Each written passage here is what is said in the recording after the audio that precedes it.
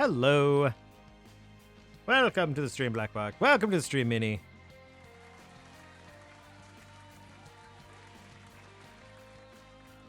I am a nerd. I am the nerdiest nerd that ever nerded their way right out of Nerd Town and back into nerd school, where I gained my PhD in nerdery. Advanced nerdery. Where I became a nerded republic. And now I'm able to make that cool seal on all kinds of neat documents.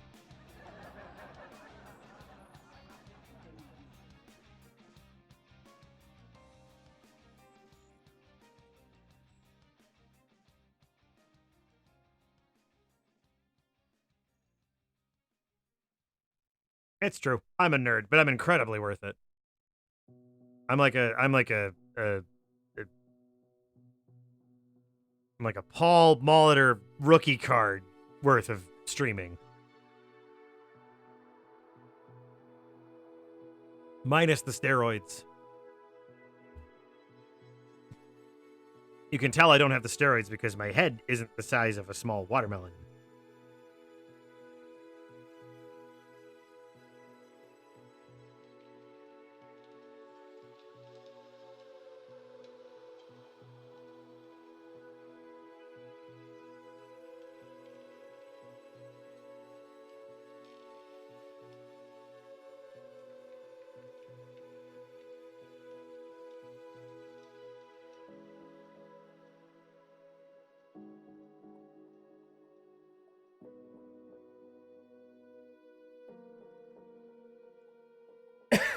Molitor, yeah, Molitor did. Same time frame as Barry Bonds, and oh, who else? Can't remember, but yeah, no, Paul Molitor.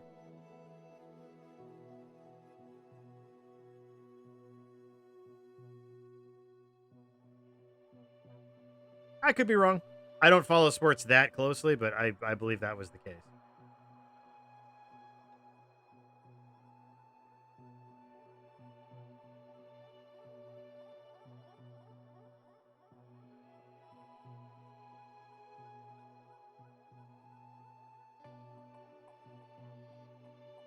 Well, if he sucked, then yeah, probably. Hey-oh!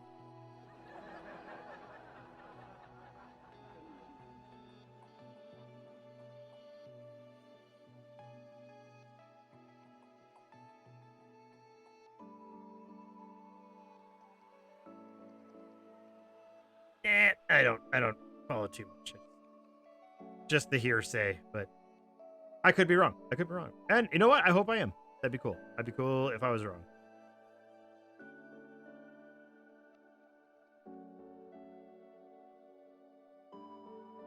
One more stream, eh?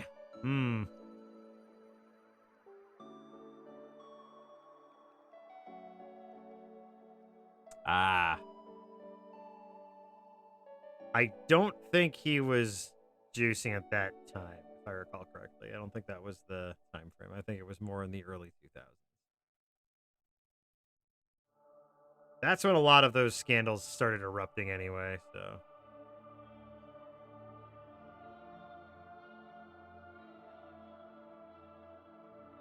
It's been okay.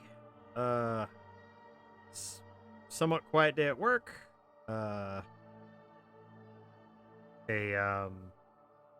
Chill dog for the most part. He had his shot, his monthly shot today, and he did a good job. He did a good job, boy. Yeah. He got a rare accolade from his doctor. The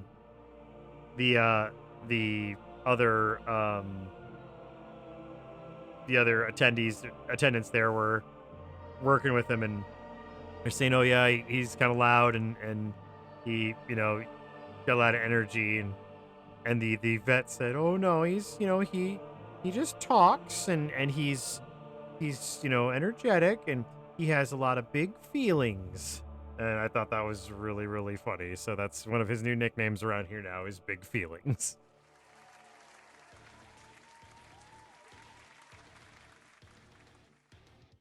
That vet loves the hell out of this dog. It's so funny.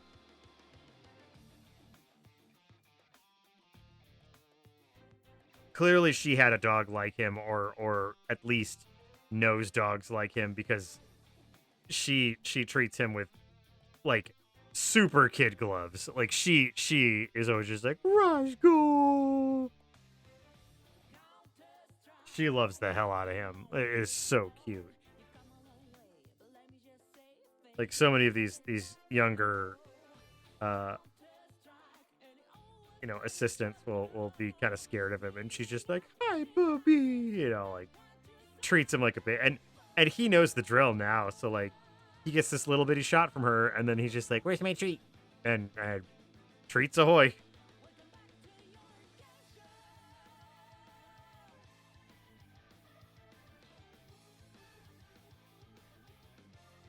But yeah, you can see Big Feelings is hanging out with me, chilling.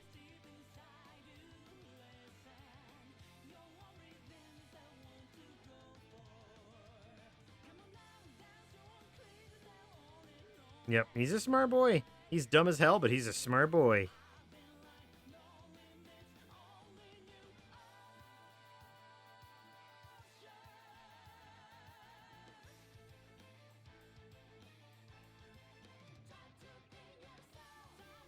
Oh, he's intelligent. He's just there are sometimes I'll just tell him, I'm just like, "You're very smart. You just make bad choices."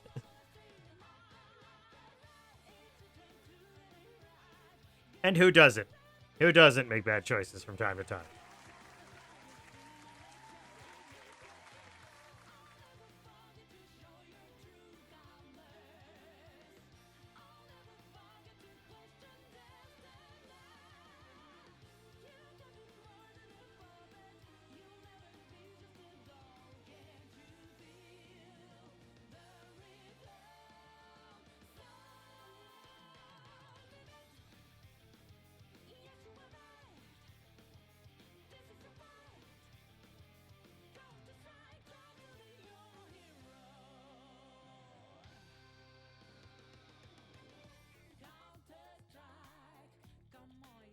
I hear this song and then I think of Roy.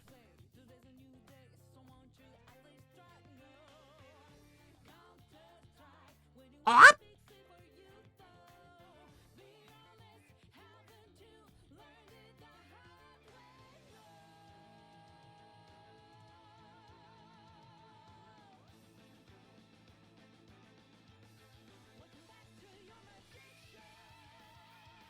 Up, up.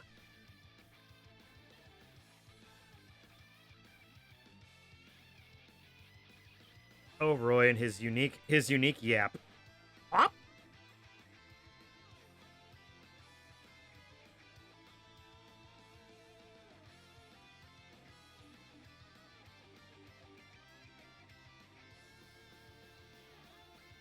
I'm not surprised with all of the wildfires and crap going on. It's definitely, I'm sure, a lot of people's ailments are going to be getting pretty bad like now. I think weird weather like that, or weird like weather patterns and crap like that, messes with that really badly.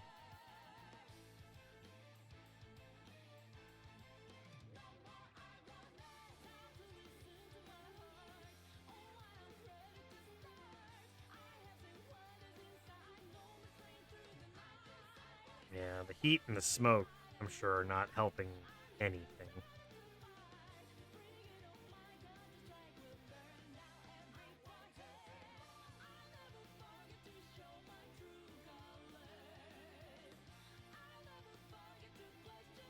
Yeah.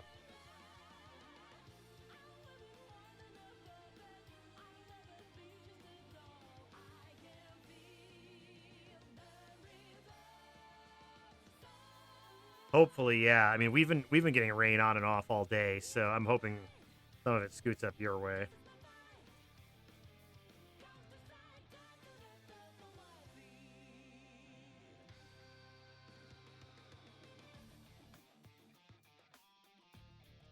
Yum, bum, bum, bum.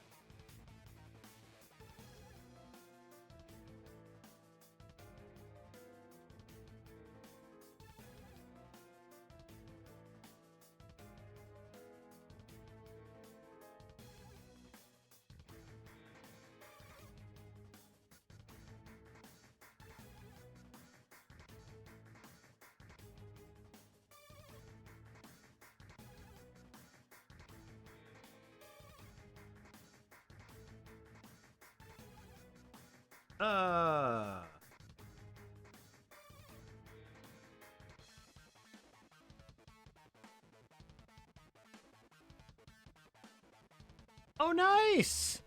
Your wife applied for a table at a local art market in September, and she just got accepted. That's awesome. Oh, that's so cool.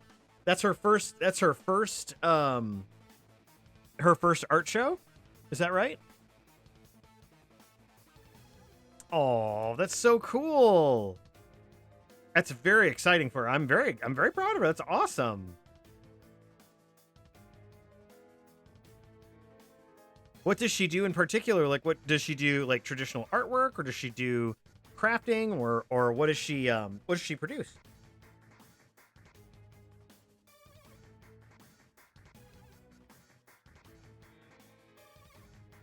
Nice.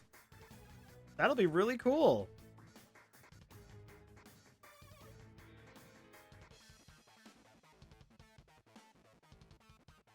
Very nice.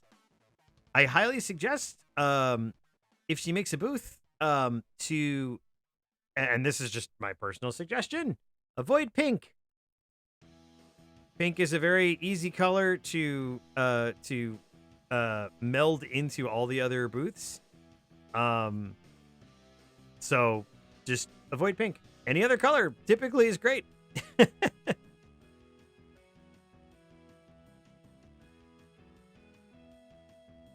No, it just comes from years of going to lots of different conventions, and art shows and like craft shows and stuff are obviously very different. But oh, that's awesome. No, just going to lots of different anime and like furry shows especially. Um there's a lot of different studios out there, a lot of different artists and creators, and unfortunately it's hard to tell them apart because they all have like the same booth colors. Like all of them use the same booth design, like the same color, like white and pink. And it's like those are nice colors and everything, but everyone uses them. So a lot of the times it's often a better idea to use something that's going to stand out, or at the very least something that's more unique.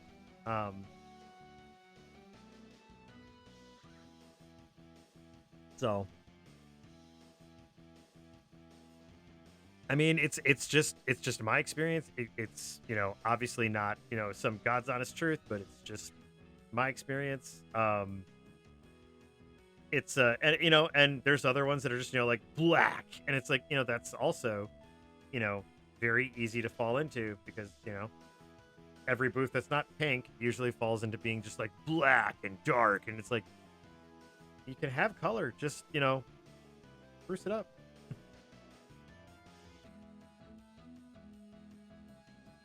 Booths by Zibb, guaranteed not to be pink or black. Booths may be pink and black.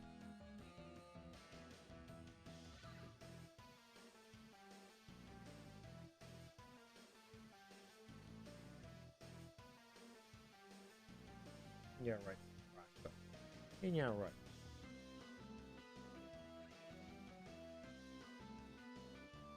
Well, black is fine. It's really we fall into obviously for our mass hysteria, it's the light blue and the dark blue and the white for our stuff, but it kind of makes it less you know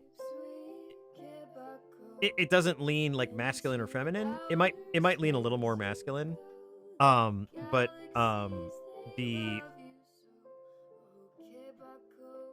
the problem that we see is that when you lean too far into one direction, it it cuts people off before they even get to your booth. So we just try to make it so everyone feels comfortable. Um, Even if it might seem silly, even if it might seem like people won't feel emasculated coming to our booth, or they won't feel like it's sissy stuff, or whatever, or that's too masculine for me. That's all gunmetal and sweat, eh, you know. Yeah, that's fine. Yeah, you can link her Redbubble.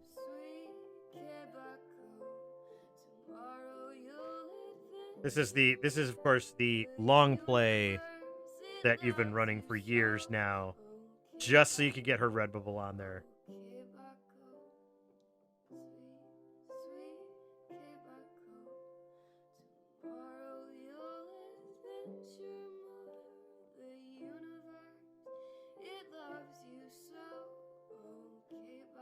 Yep. Yep. That's the con.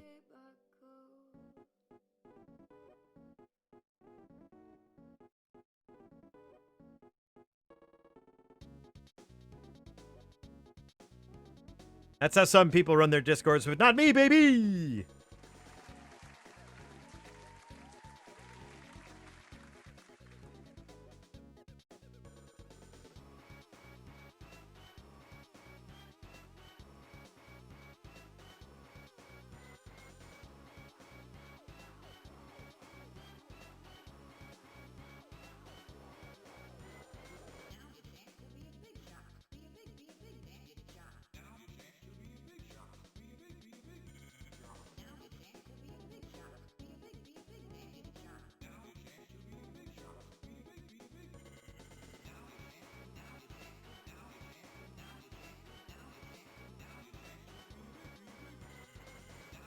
Yeah.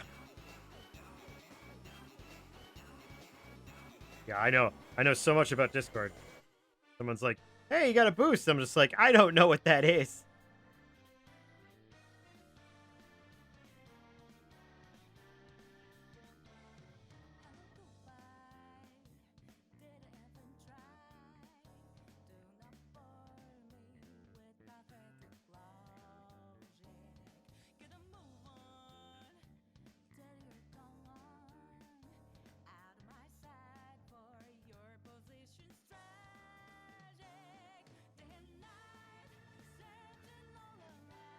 We don't believe in involving the ones and zeros here. My man on the ones and twos, Fabian Zibb.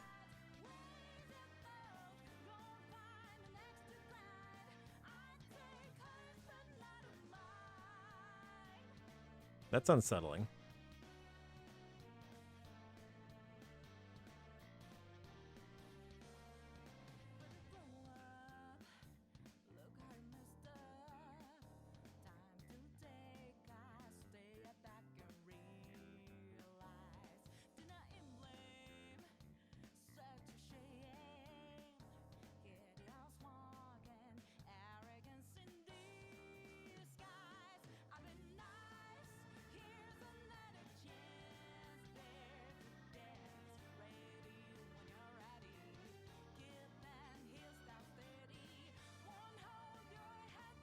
It's entirely possible. They probably saw the line for advertising on the radio gramophone and decided that they'd rather just scream into the ether, save themselves some time. Am I too late for the 4 p.m. gyroplane?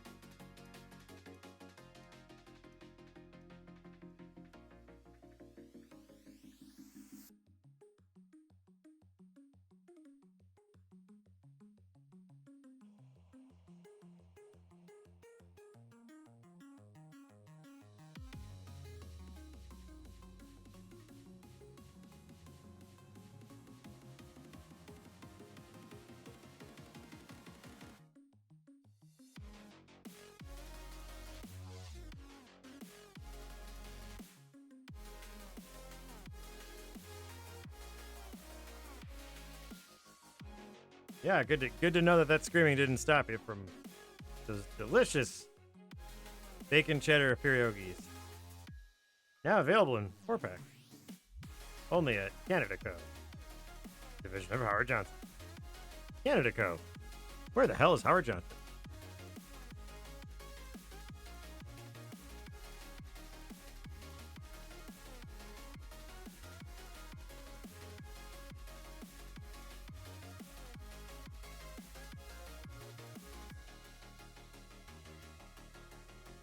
As offensive as it may be, sometimes Black Box, you strike me as the most American person I know. Like, I'm just eating my pierogies, looking outside the window. Someone's screaming outside. Oh. Oh. Oh. Now, if this was, the 40s, it'd have been like, what's that? Someone's screaming outside. Come on, gang. Let's investigate. You too, Bugsy. Let's go. And then everyone would be on their giant wheeled two-wheel bikes, where the giant wheels in the front and the tiny wheels in the back. And be like, and the pit orchestra would be going like crazy, and the conductor's just like waving his baton like mad. And everyone's wearing nice clothes and straw boaters, and they're just like,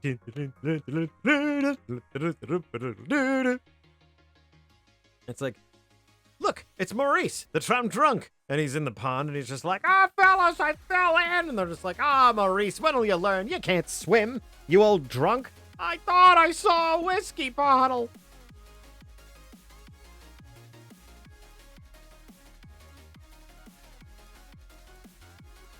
You're assuming it was your neighbor finally getting that wasp nest like an idiot. Everyone could go home. It's not Maurice. It's that wasp's net. That trust that, we all knew it was going to be that wasp's nest one of these days. I'm not drunk. I'm just burping because I'm drinking Pepsi. You can judge me all you want. Only God judge me. And Judge Judy. And she's not even on TV anymore. You know why? Because it's a racket. The whole thing's a racket. Tennis is a racket.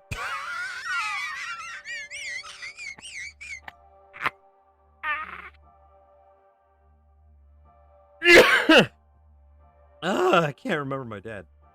Whew. All right, we're good. There we go. Okay. All right, and okay. Of course he is. Got it. This was the part. This is dreading. I was dreading this part. I broke the law. I am the law. Stallone pig. Stallone not pig.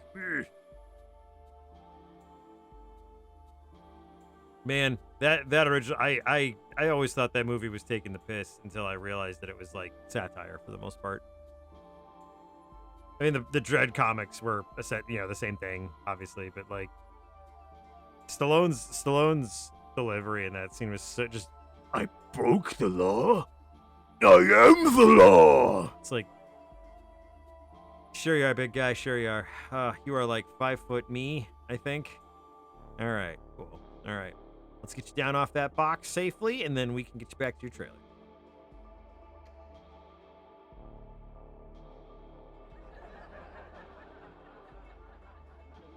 Hey, Minnie, you dropped some marbles in the chat. There's like 3 of them. You might want to get those.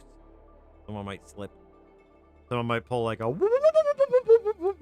like slip out the door, like skate to traffic, and then be like, yeah, they're slippery. Yeah, you should have thought of me. Get like a broom. Get a dustpan. Somebody help them, please. God. It's like you're trying to pick up water with oven mitts.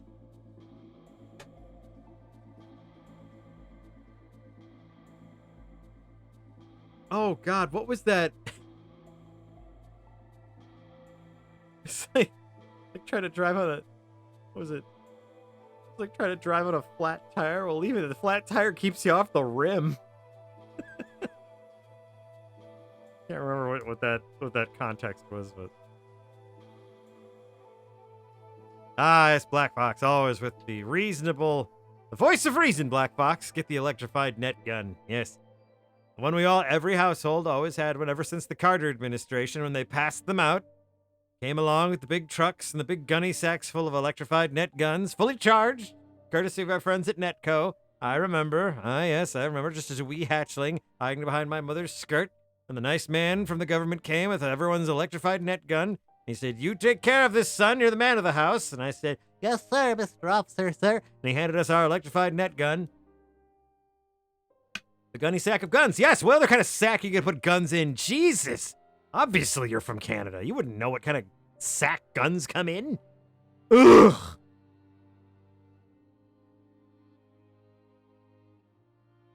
I'm explaining it to a 5-year-old from another country that's never had guns before. Sheesh.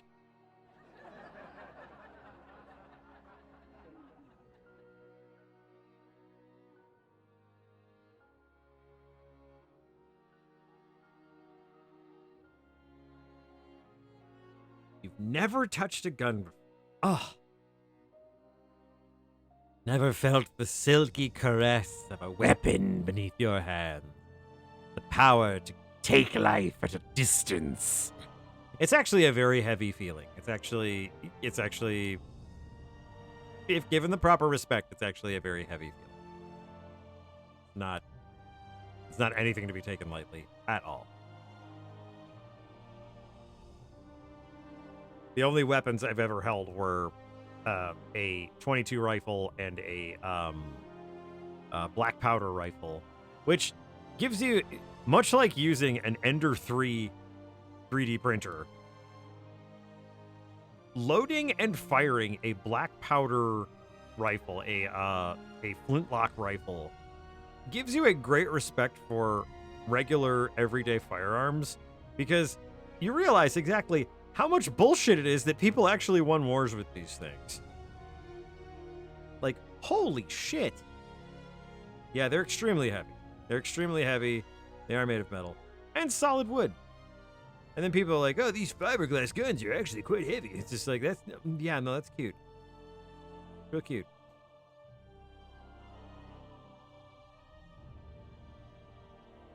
Back in my day, weapons were made out of metal and wood, so they didn't explode, kill you when you fired.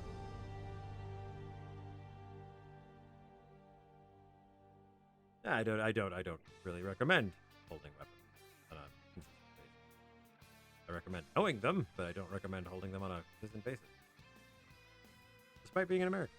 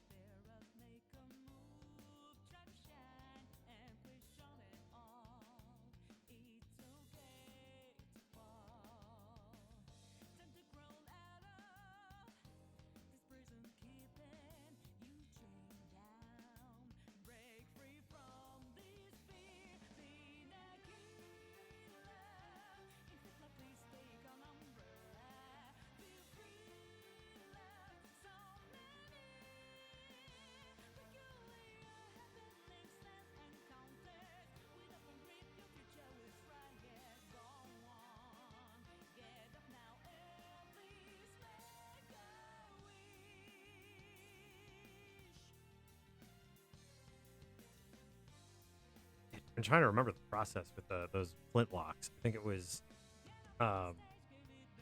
clear Then it was powder, then wadding, then ball, then wadding. Powder, wadding, ball, wadding. And it was like ramrod, the entire time. So it was powder, and then wadding, ram, ball, ram, wadding, ram, and then aim, fire, and then clear, and then the whole thing again. So like loading and firing this thing took like 5 minutes. It was and obviously this is during like the Revolutionary War and stuff. This was like these guys were able to do this in like seconds, and it's just like good freaking lord. And then you had like advancements in like the Civil War where you had like you had commanders that had like revolvers that had like paper cartridges and shit. And it's like Jesus Christ. Oh man, crazy shit.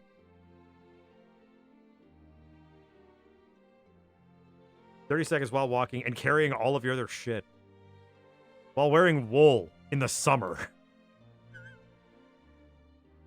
I think I would have just been like, you know what? Just let's call this a draw. Hack off my leg, and I'll say we won. How about we do that? No, thank you.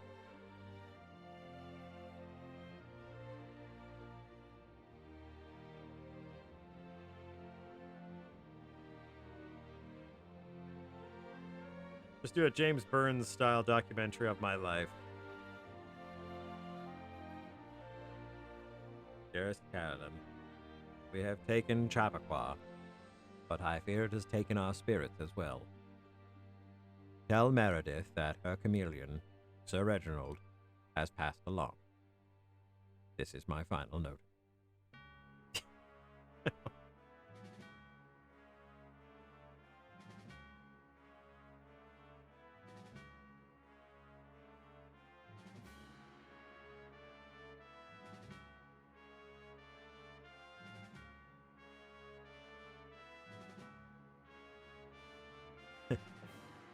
He has not expired, but the flame of war will not leave his eyes, and I fear the danger that he would bring to our farmhouse.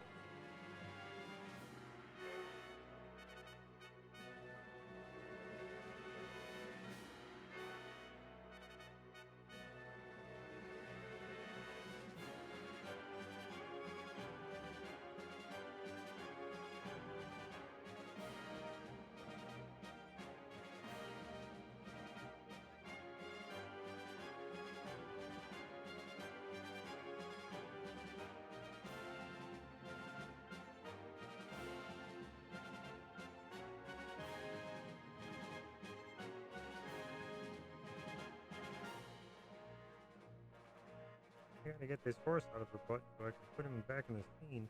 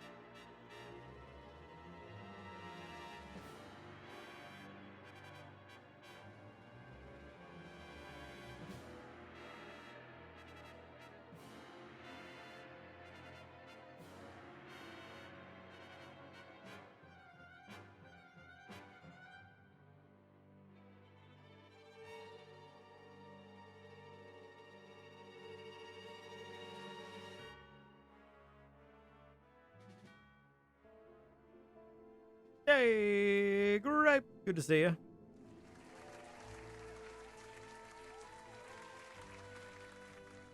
It's a fine punch, but knowing Hiroko is going to end up not great.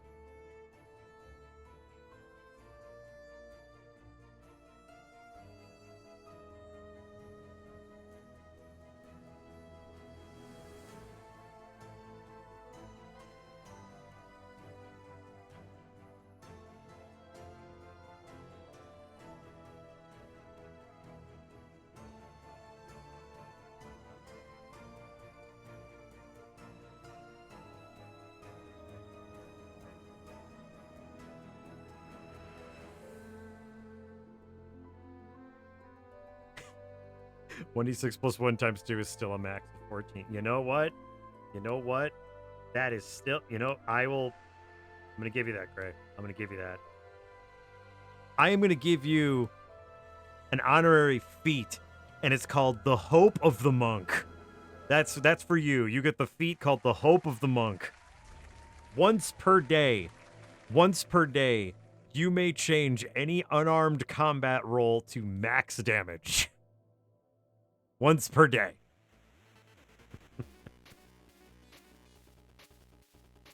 It's called the Hope of the Monk.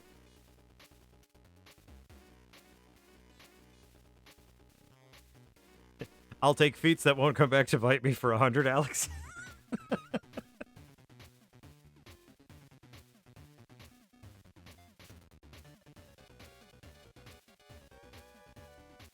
Unarmed damage is one of those things that, as a DM, it makes me so happy because I love that there are classes that are all about, like, I can wield this sword with incredible precision and I can kill people super well with it.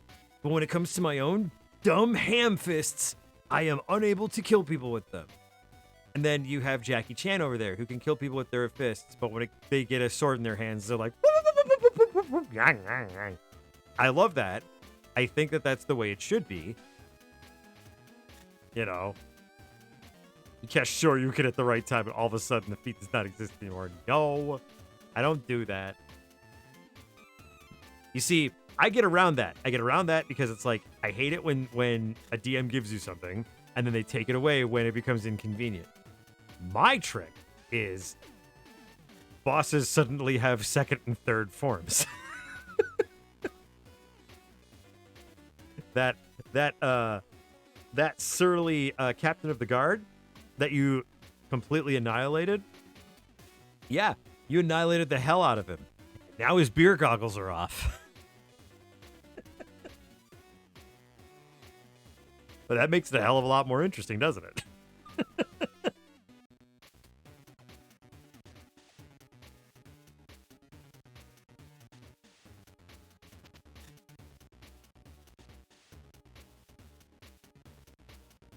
And that's not to say you didn't do damage. It's just like, now he's just like, oh, okay, so all of those negatives that I had, now those are gone. I still am missing a hell of a lot of health, but those negatives are gone.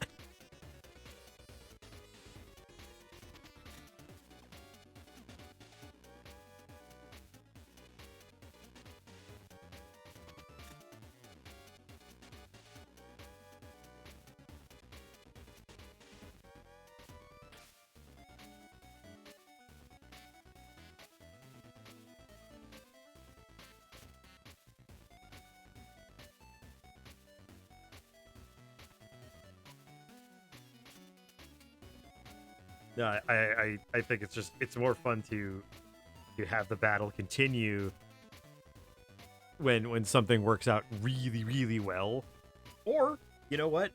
Even then, it's like, let's say you do have, you cast Shoryuken at the right time, and all of a sudden, that boss that was, key to making this encounter last as long as possible, that boss has been eradicated. Okay. I need a new challenge. Now the building is starting to fall apart because of that attack that you did. You did a dragon punch so hard that you bashed this guy through a building support. Now things have changed. Things are more dangerous now. It's about adapting to the situation, and it's like when it's yeah, exactly. It's one of those things where it has to be fun regardless. So, after years of being the DM for a group that was concerned with primarily, I wouldn't say the group, being with players, certain players that were more concerned with beating the game, like basically nullifying the game's ability to be a game and beating it on a strictly numerical level. I learned that it's like I have to be more creative when it comes to challenging the players. So if they're going to beat it on a numerical level, that's fine. I have to beat them on a creative level. So it's like, yes, you have made it so it's impossible for me to actually challenge you on a numerical level. How about I take numbers out of the situation? Now that you've cast the fireball at max damage 6 or 7 times, you have melted the support structure that is keeping this temple on the island. What? Yes. Your fireball, or your chain of fireballs, has melted the support structure that is keeping this temple on the island. It is sliding into the ocean. I need you to make, at best, balance checks, and at worst, swimming checks. Well, what about the treasure? It's in the water, so are you. Well, is this a punishment? It's not a punishment. This is a consequence.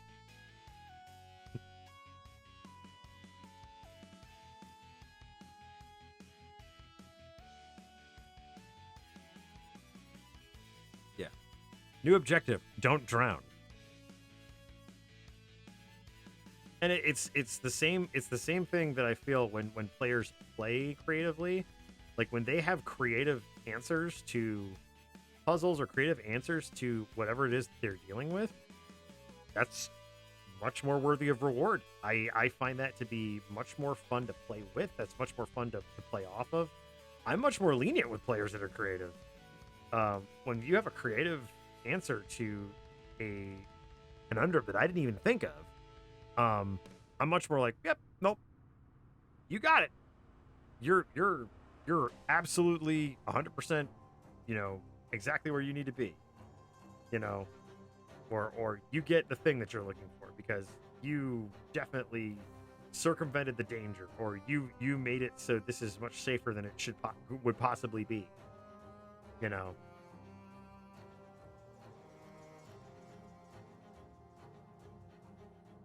Oh yeah, no. Punishments are always one of those things that seem like they're just handed down. Like because you did this, I feel like this should happen because I don't like it. Whereas consequences are you did this, so this happened. It's like you could have destroyed all those things with a cone of cold, and it wouldn't have done the same thing. You could have, used meteor swarm, and it would have caused the roof to cave in. You could have summoned a hell beast that would have then turned on you, broken its chains of summoning and been just like, you know what? I'm the boss now. Yeah, the treasure's now cursed and it's heavier than normal, Or the treasure was cursed to begin with and you didn't think about that, or what have you. It's not about punishing the players, it's about modifying the game to make it more interesting.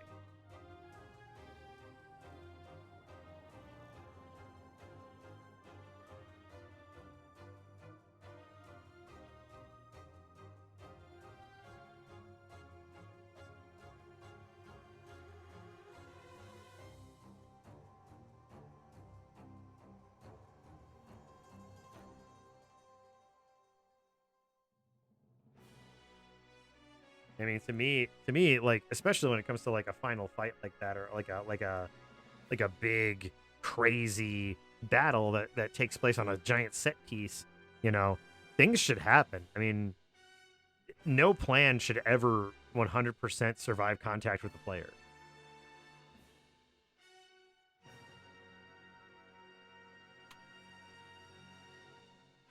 I mean, I particularly loved a game we were playing once in classic D&D, which I'd had very little. Oh, you little fucker! Yeah, you thought you were gonna get me. Sorry, I just wanted to take. Yeah, you thought you were gonna get me, you little fuck. Not today. Not today, you little ass. And you're not a Lone Star, so at least there's that. But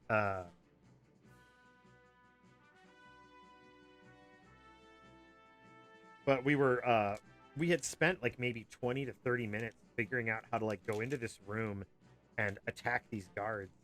And literally what ended up happening was, like, in the very first few seconds of the fight, we ran into this room to fight them. Like, it was like a barracks. We ran into this room and we like misjudged what was happening. and we didn't realize that one of the guys in the room was like one of the big bad guys for this whole thing. And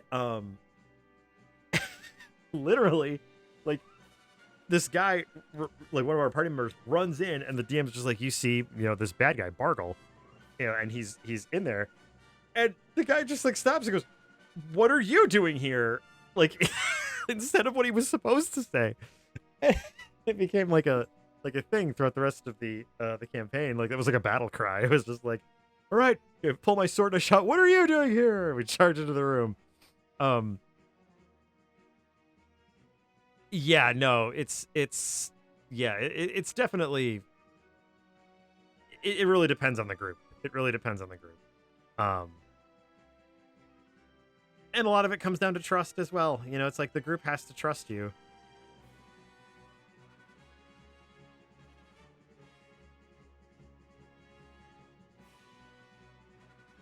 And that was a little frustrating too.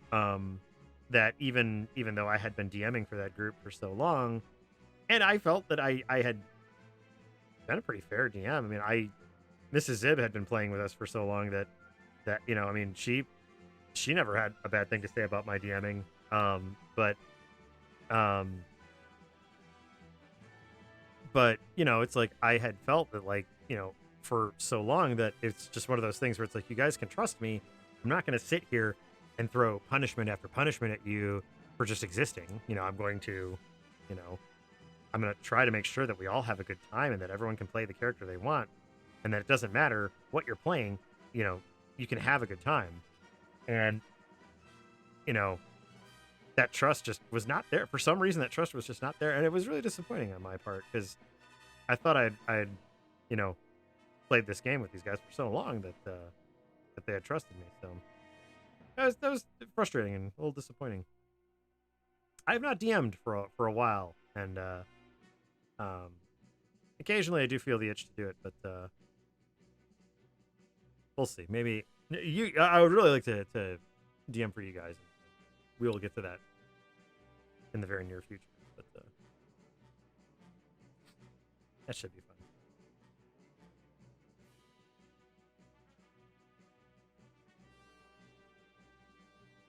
Lousy little pick. Thought you were gonna get, huh? You didn't. Had to look for that little white dot. There was no dot. Not a lone star.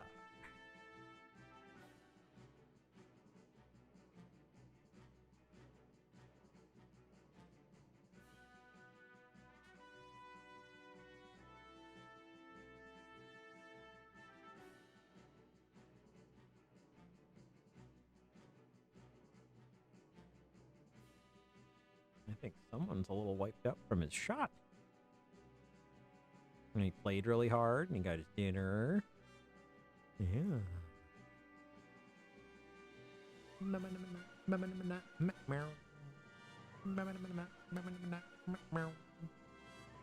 Yeah. He's a sleepy boy. He did have a pretty big day.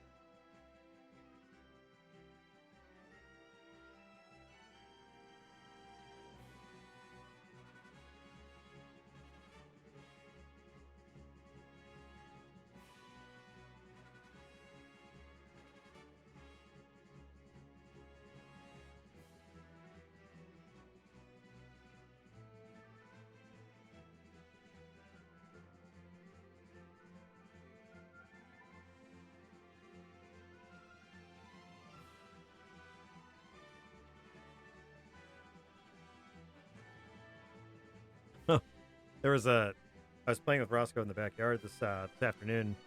Oh,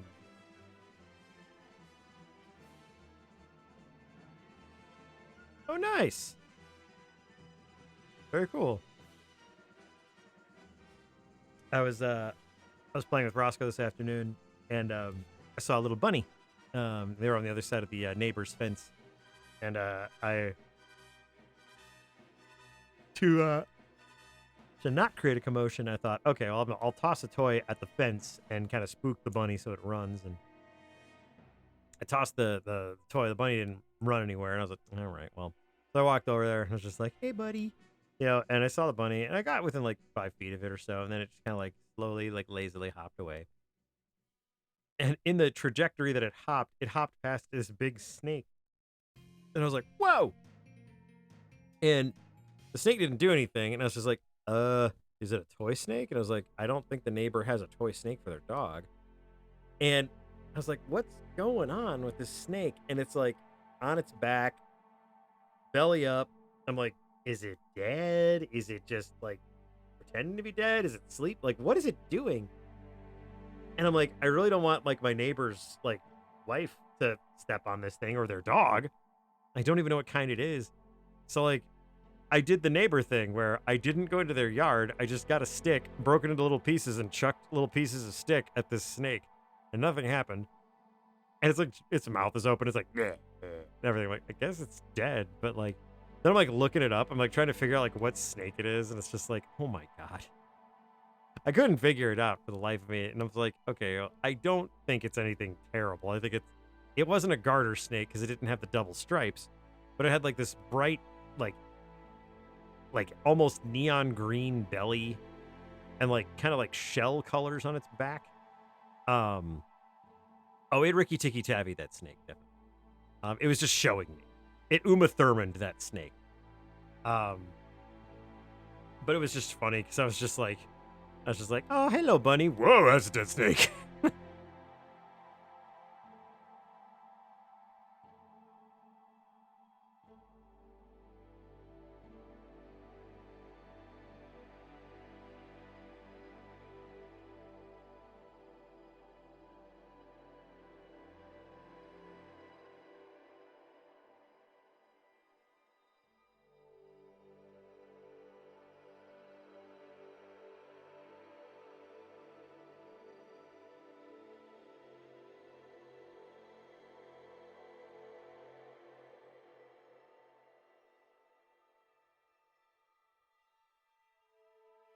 Yeah. Well, no one was home, so my other thought was to get like a stick and like put it in the garden, but I was like, you know what? It's getting kind of late and it's hot out here, so I'll just leave it alone.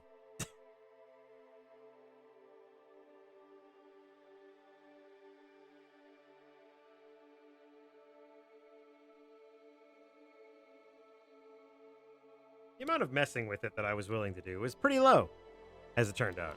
I was willing to throw sticks at it and be like, meh, not moving. Most snakes will move when you throw stuff at them.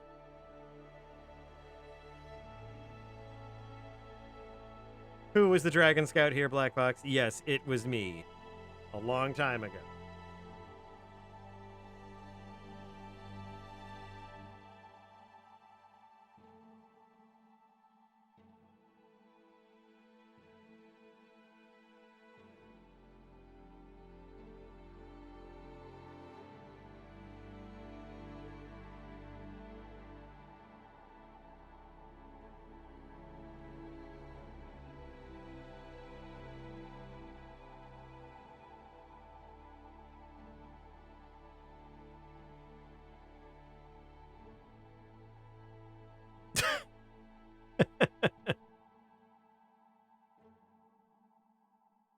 Run.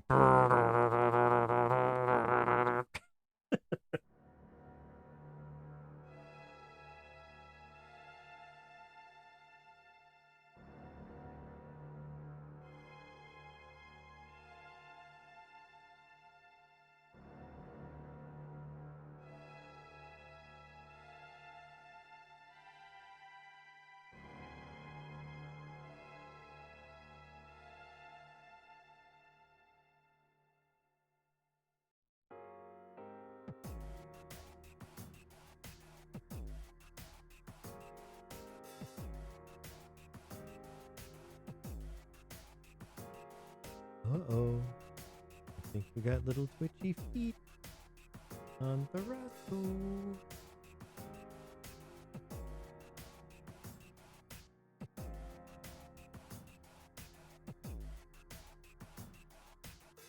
This is the sleepiest I've seen him on the snack pack cam.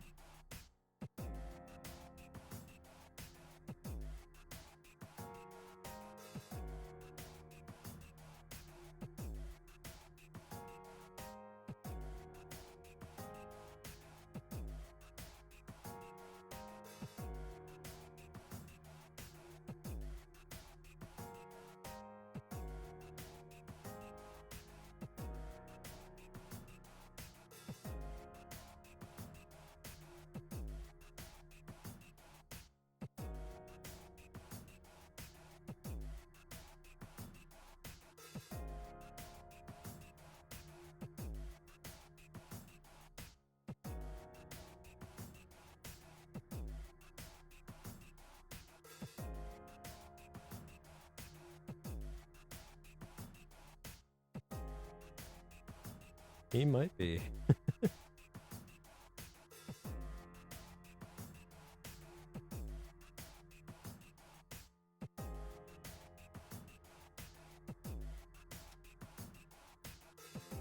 He is very asleep.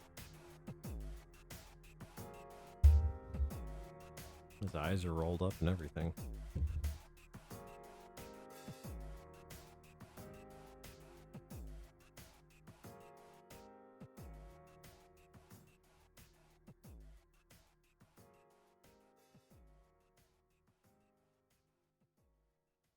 My goodness. Yes, he is.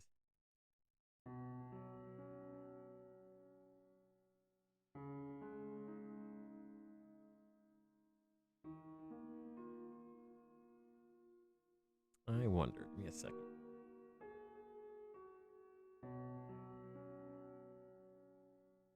Yeah. A little hard to see. Yeah, he's a sleepy boy.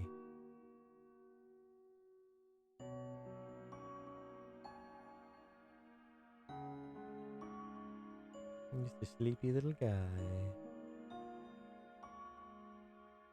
Yeah, he is. Big day.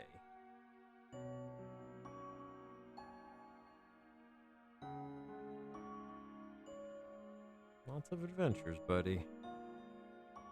Still plenty more to go.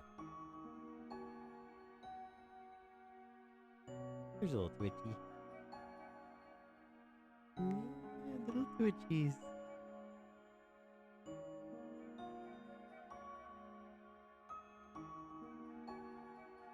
He's a very special boy.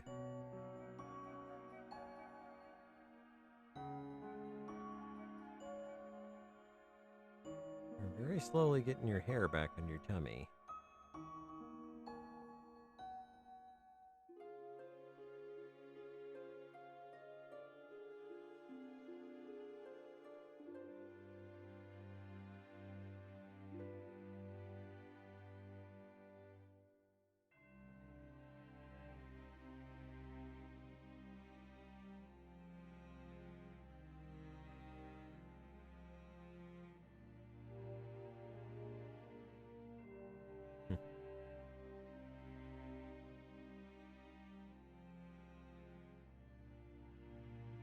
This time last year, we still had no idea what was wrong with him.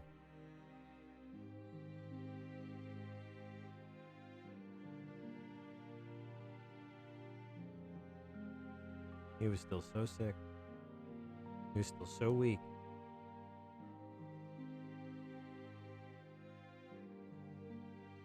He's come such a long way. And he's so strong now.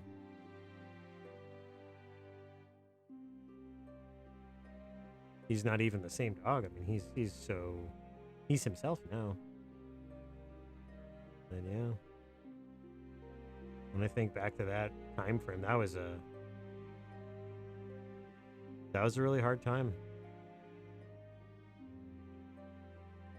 For Mrs. Zibb especially. But yeah, that was a really hard time.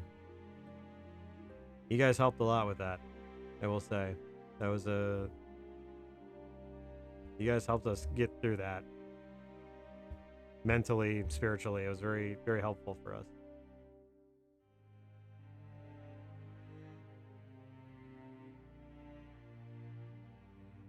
And coming up on this next kind of big, hard bit that we have next week. That's,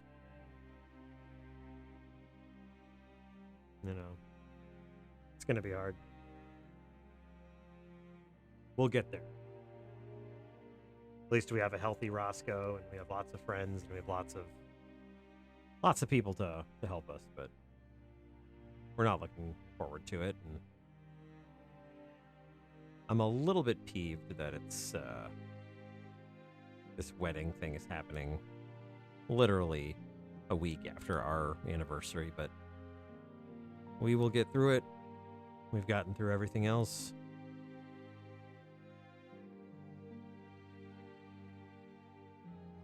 Yeah, won't we, buddy? Gonna get through it.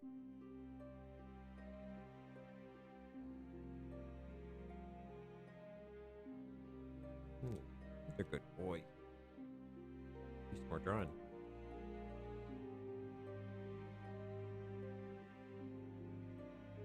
Aw, it's okay. That's life. Life isn't always easy. Life isn't always fun. It just makes you appreciate the easy and fun bits a little bit more.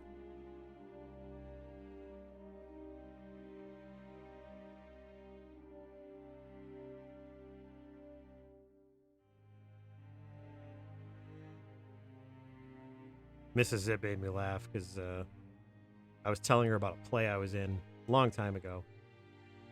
And she had said, oh, I wish my mom could have seen you in a show. I thought about that and I was just like, there it is. There's my regret. That Mrs. Zibb's mom didn't get to see me in a play. Like, ugh, damn it. There we are. There's my haunting.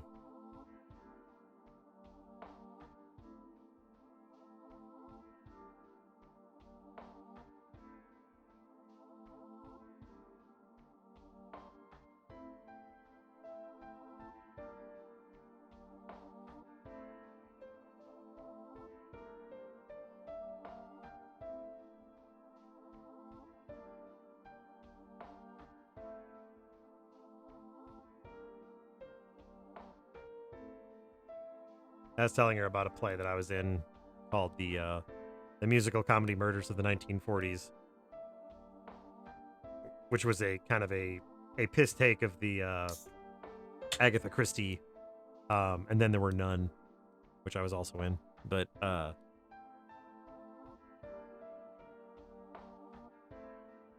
it was a really fun show, and I had a really good time with it. All my best friends were in it with me, and I had the distinct pleasure of dying in that show.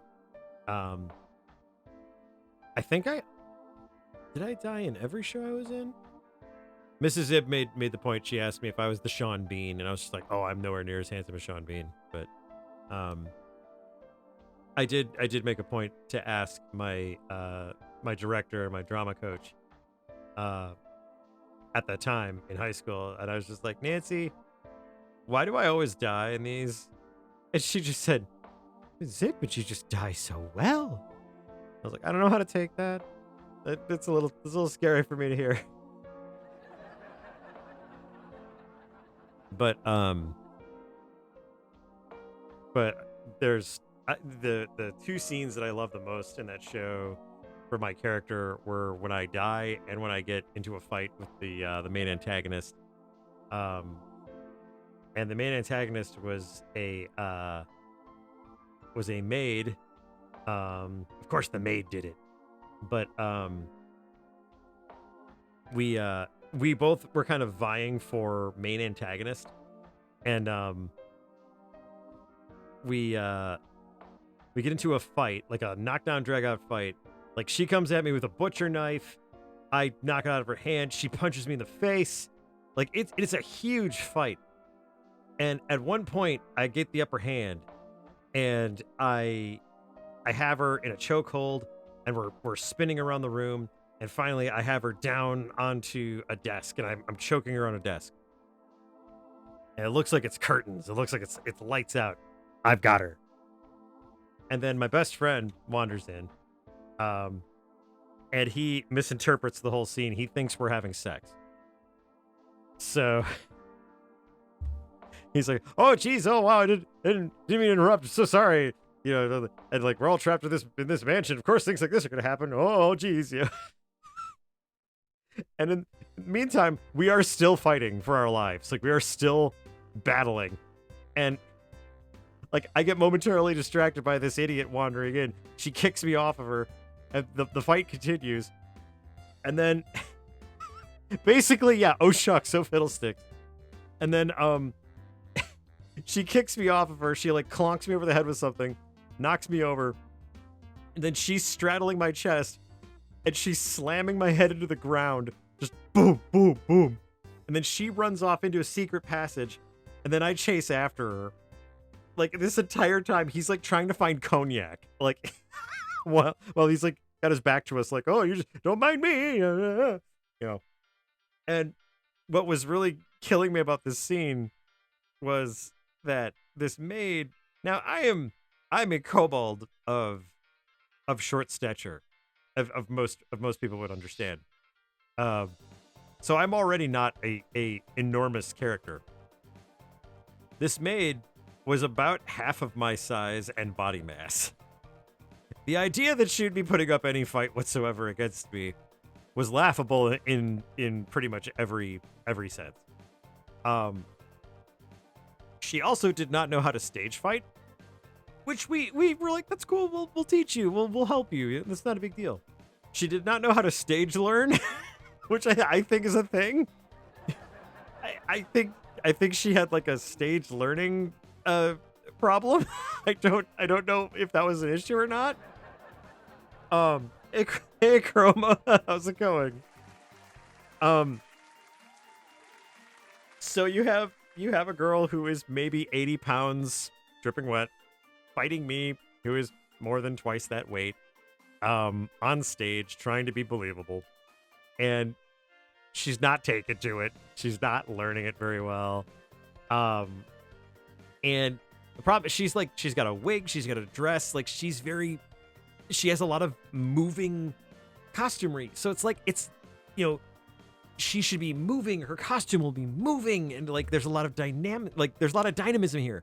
So thank you, Chroma. I will stretch. Oh, look at me stretch. Oh, there's so much stretching going on. You can see my fingertips are stretching into the frame. Oh, look at them. They are dancing. But like, I mean, she just stands ramrod straight, and like when she throws a punch, it looks like one of those little punch nuns. Like it just doesn't go anywhere. So I'm discussing this with my friend, and I'm just like, I think I have to compensate. Like, I think I have to like oversell all of her hits. And he's like, yeah, I kind of think you do. So he's like, let's try it. And like, so he rehearses with me. He's like, just try it with me. And so we do the scene. And I'm like, all right, well, let's give it a shot with her. So we try it with her, and then we're like, okay, well, this looks a lot more believable. And then we tried again, and I'm just like, I'm getting a headache because when she does the whole head slamming into the ground thing, I'm literally throwing my head into the stage floor. So we get that thump, because normally when you're doing that, you're actually like hitting your hand onto the stage floor. Like you're punching the stage floor with your hand. So the person that you're attacking isn't doing that. But she didn't pick up on that. So it's like, okay, cool, whatever. I'll do it. So I went through a good bit of Advil for that weekend, but it was fine. It was fine. The show went great, and they were reacting exactly the way they were supposed to. They were laughing their asses off. So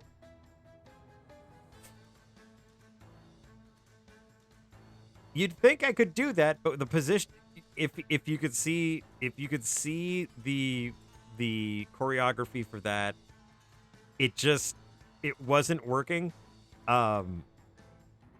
with her positioning and with the blocking for that scene, it just wasn't working out that way. We wanted so badly. We wanted so badly to figure that out.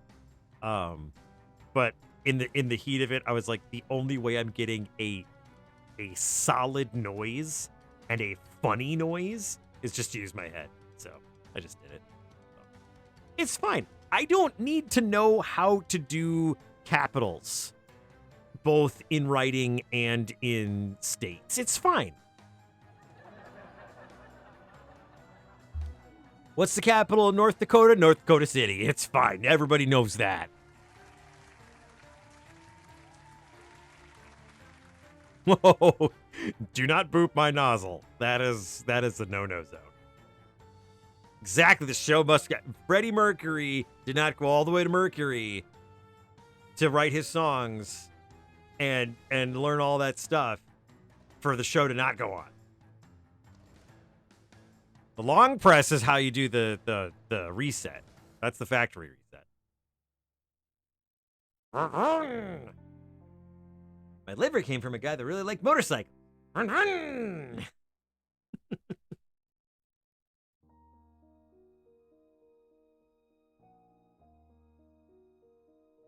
No, but I mean, like, even when she did like a punch, like she punched me in the face, like I had to move my jaw, like, so it would look like I actually got punched in the face. Like, I had to stomp my foot. I had to, yeah, it was fun.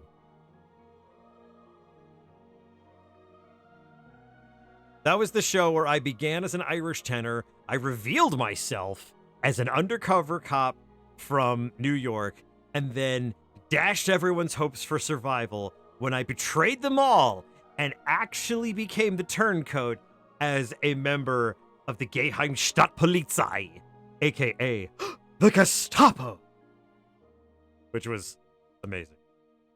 We altered that scene because we were like, this scene is overly dramatic in what is actually a comedy.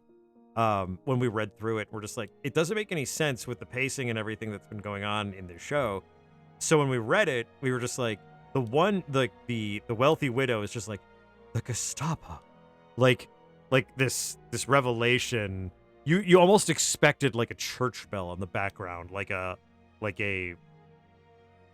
oh my god moment for the audience, and we're like, that doesn't actually hit the way like any of the rest of this show hits. And like, and the fact that the show is called The Musical Comedy Murders of the 1940s, it's like the 40s were mentioned in the title, so there's going to be a Nazi in there somewhere. So our director was really sweet, and she was just like, well, how do you want to write this line? How do you want to try this? And we were just like, give us 2 runs. Just give us 2 shots, and we'll try it a couple of different ways and see what works. And she's like, fine. Read it a couple different ways, and we'll try it. And we tried it one way that was slightly less dramatic. And she's like, all right. She's like, what's your other one? And then we tried it where everyone in the room just gives this, the Gestapo! And she was like, that was funny. She was like, okay, do it like that. Do it like that. Like, everyone says the Gestapo. And the audience freaking loved it. Like, it was on. We had, again, like a good DM, a director that trusts you is a treasure. When you have a director that trusts you and is honest enough to tell you when something sucks, and she was absolutely not afraid to tell us when shit sucked. We had plenty of suggestions that she was like, that sucks. No. God, I miss you, Nancy. You're a treasure. Absolute treasure.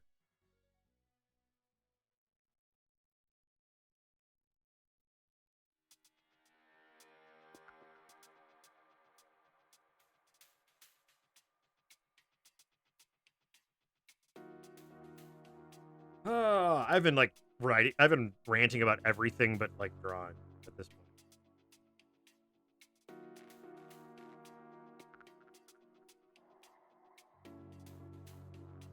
Since there's a good number of you here, I know I have a couple that are interested. Are there any other people interested in possibly running short frame, like, or short form Starfinder stuff, short form D&D stuff at all. Just any interest. You don't have to have any experience. You don't have to have any books. You don't have to have any stuff. I'm happy to provide that stuff. I'm just wondering in a roundabout way.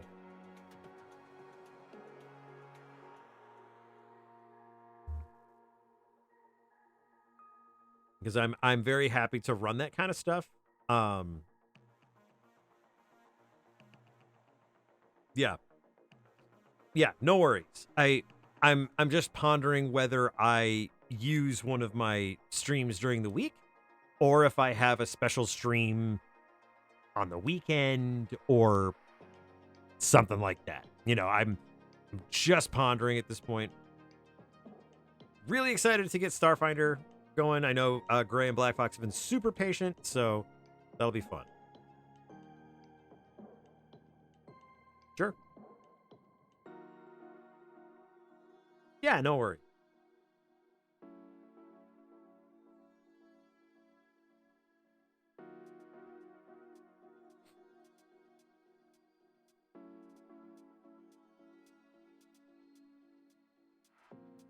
I figured that was kind of your normal state, Black Fox. Starters Finder.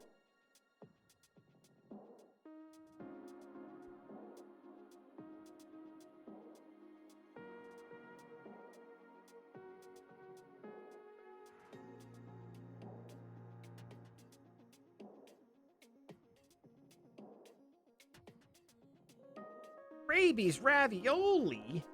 Wow. I have a new healer character. Good morning. I'm a rabies ravioli. Either that or he's like a terrible doctor.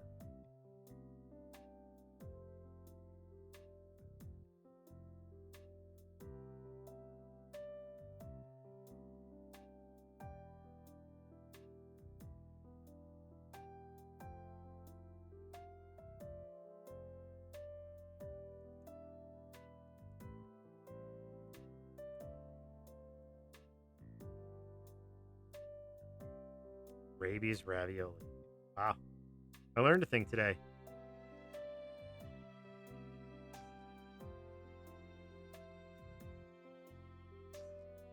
You know, we learned a thing today on the Fabian Zibb Fun Hour.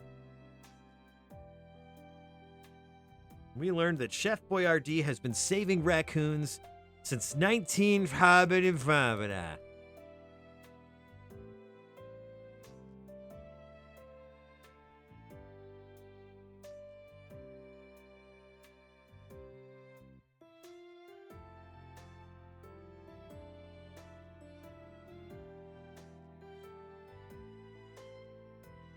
Dear Princess Celestia, today I didn't learn a thing. I was right all along. You know what? I'm right a lot of the time. In fact, I'd go so far as to say, fuck you. I'd go so far as to say, look up. Celestia just looks up. It just sees like a B-29 flying on the horizon. And she's like, oh, that little bit.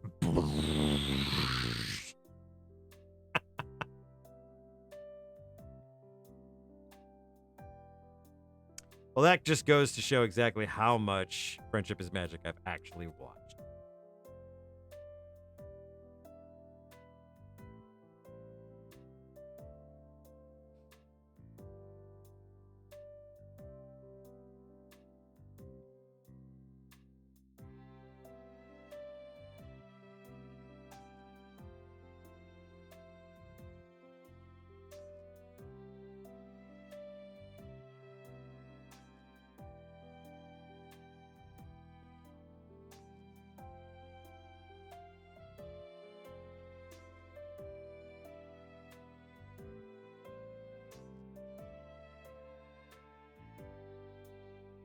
Yeah.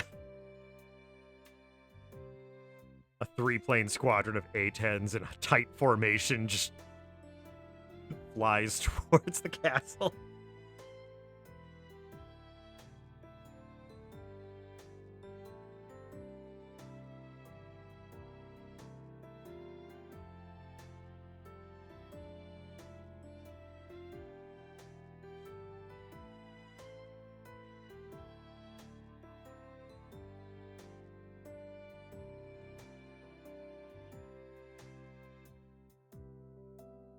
I still will never forget being buzzed by 3 A10s. That was... I'm sure I'm some of the few people living who have been buzzed by A10s that has not died.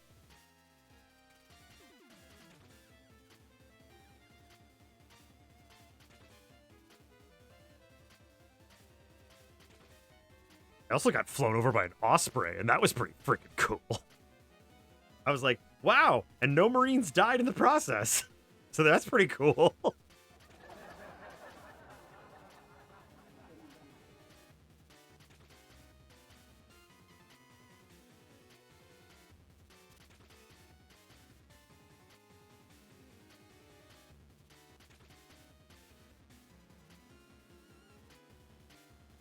I was at work. I was in an office building. And I just heard this. And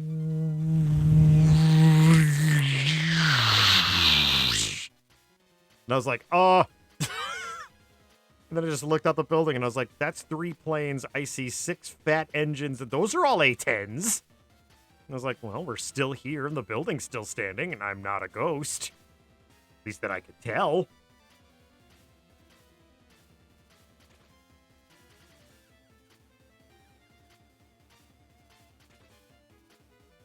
Look at this slowly rotating dog. Roscoe, the slowly rotating German Shepherd. I know. It's like a sundial. Oh my. Well.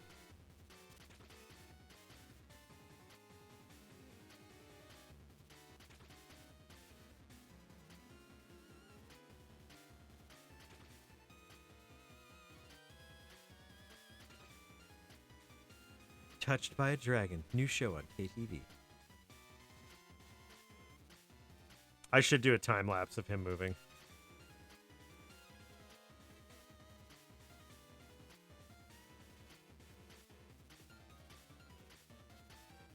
People will be like, I need a time lapse of your dog moving, otherwise I don't think he's real.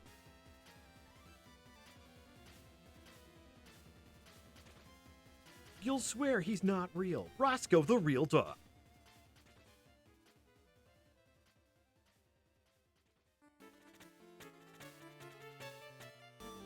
I swear to God, that's where we're going to get with AI at some point. It's be like, you'll swear he's not real. Roscoe, the real dog. Weekdays at 4:30.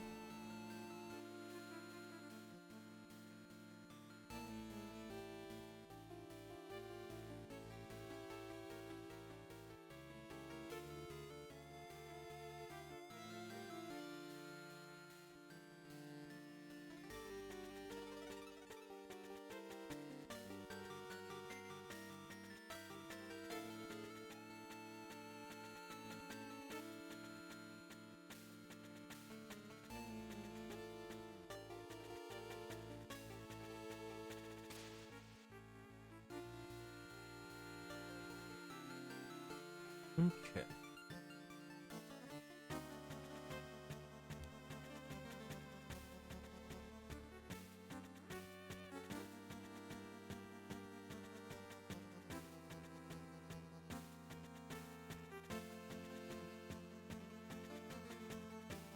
I do love that little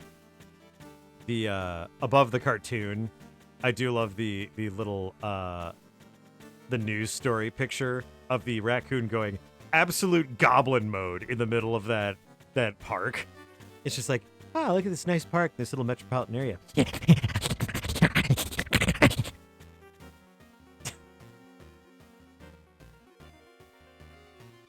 A good friend of ours, an artist that we've known for a long time now. She actually grew up with a raccoon as a pet. His name was Spanky. Yeah, she's a fun one. Yeah, every raccoon is pretty much goblin mode.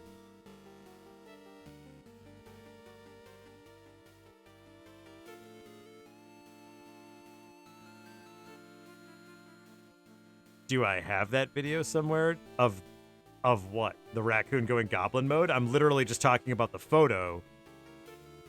that's in the Streamnanigans channel.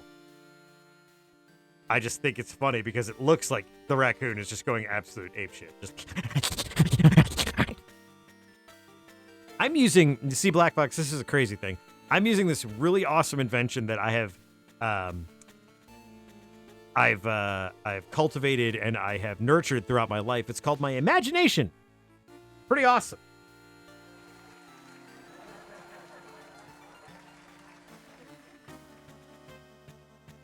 You might have seen other instances of it, like the webcomic that I've been drawing for 15 years. I don't know why Kuwabara is telling you about it, but I guess he's here too. Fucking Kuwabara. He's always here. Oh, Kuwabara, my favorite punk. God damn it, Yu Yu Hakusho. Why are you in my life all the fucking time?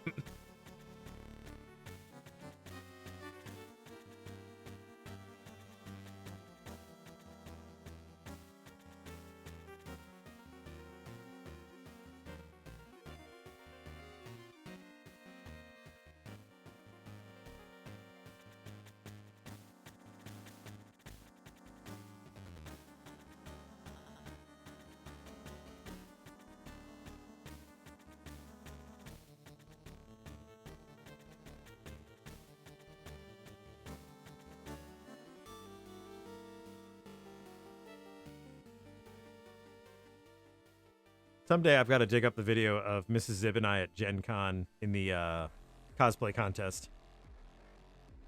We were on stage. We did really well. We almost won the fantasy section.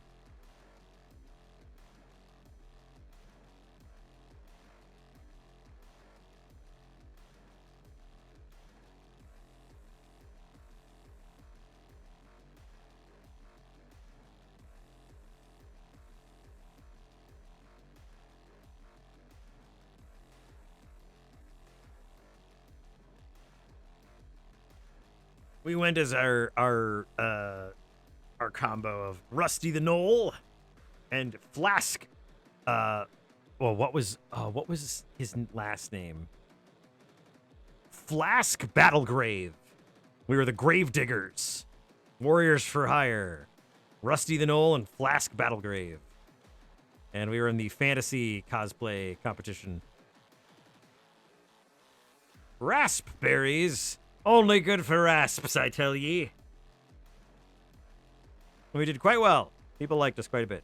We lost to a Tauren that wasn't that great. He was just big. And then I think we all lost to a small child who jumped out of a stroller shaped like the Batmobile, who shouted, "I'm Batman," and then his cape went boom. So. No, I'm still on a diet, so thank you.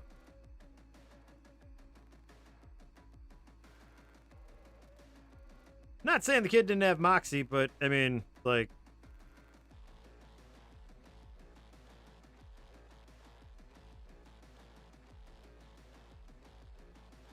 kind of like Fred Astaire losing to Shirley Temple, you know? Like, you're cute. About all you got, but you're cute.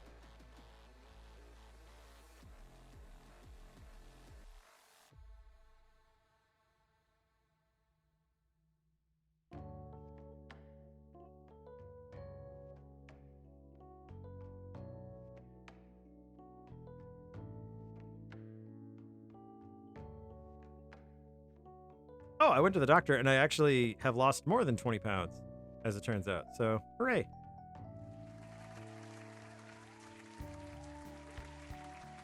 I may have already said that. I may have already brought that up. I'm still proud of it. So, there's that.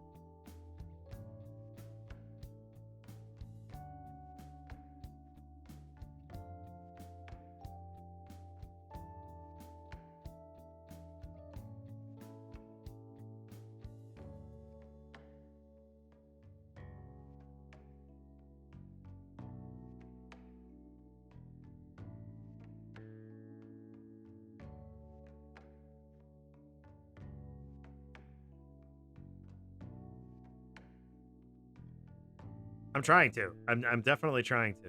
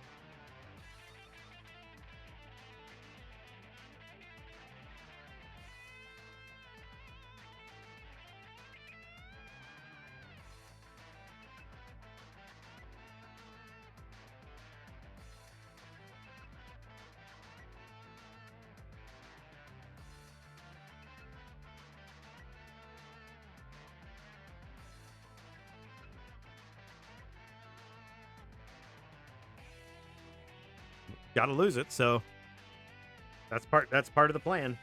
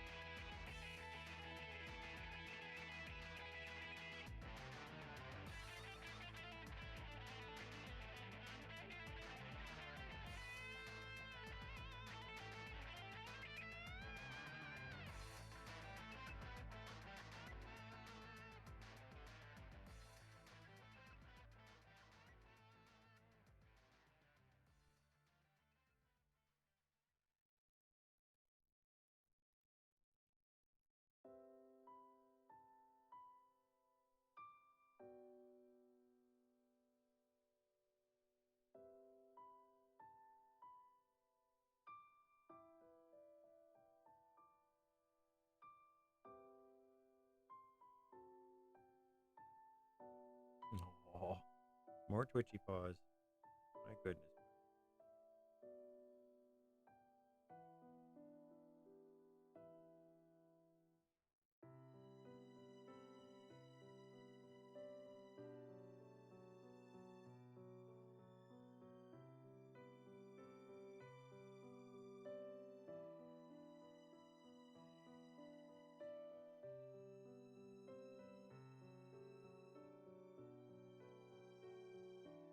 At the bark of the Roscoe, the time will be 11 p.m.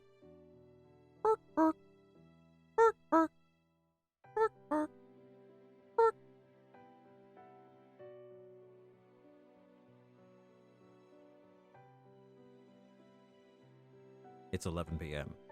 Do you know where your Roscoe is?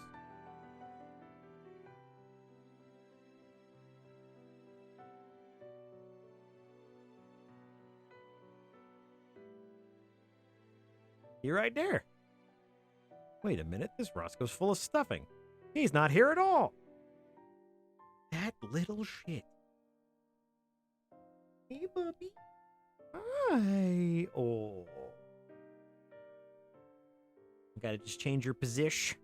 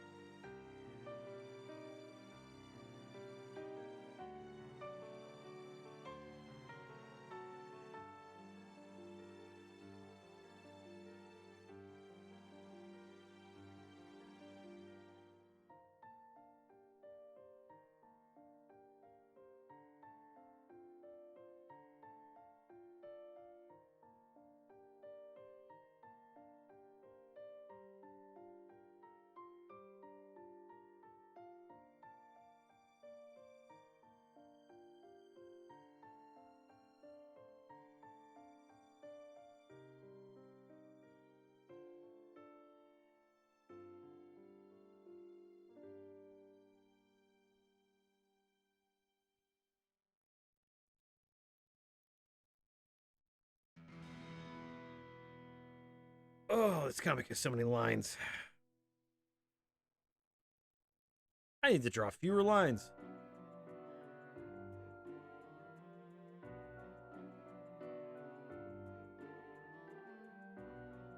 More lines means more action. Lunch Lady Doris, do you have any grease? Yes. Yes, we do. Then grease me up, woman! Okie dokie.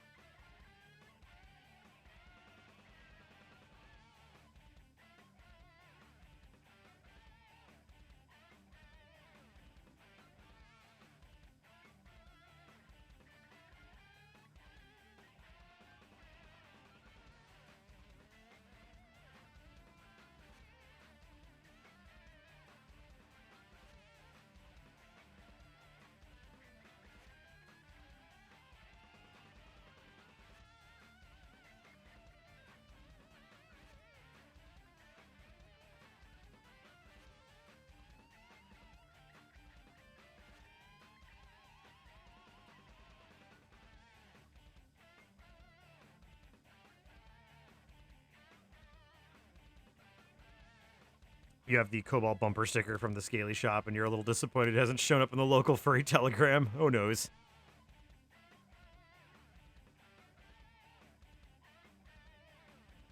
I think you need to just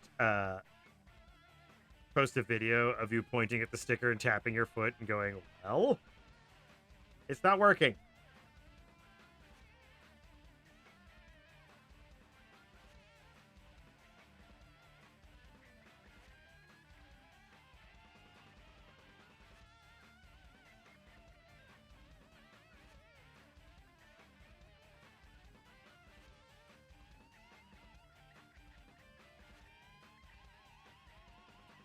This has not once summoned one freak. I was expecting at least one.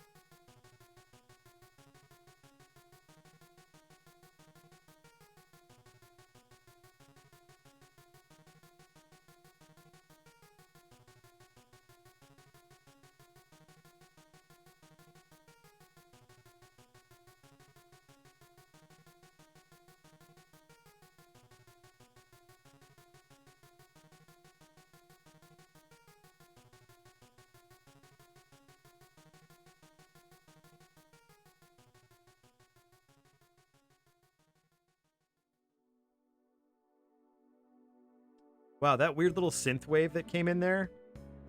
For some reason, I thought that was a train. Like, I thought there was a train whistle coming through. And I was like, that's really weird. I haven't heard a train in town for a very long time.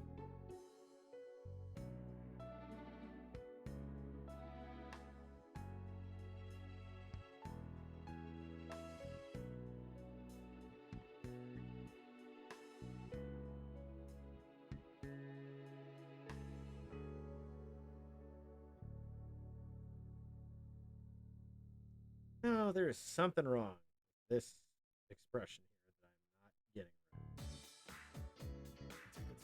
getting right.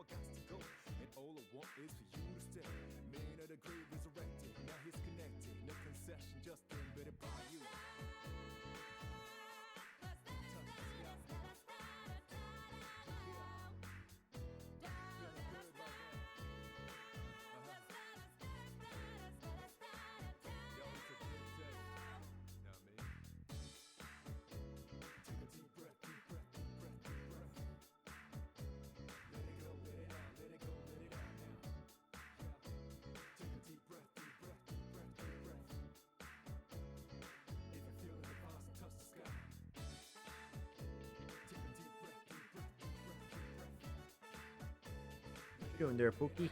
Hmm?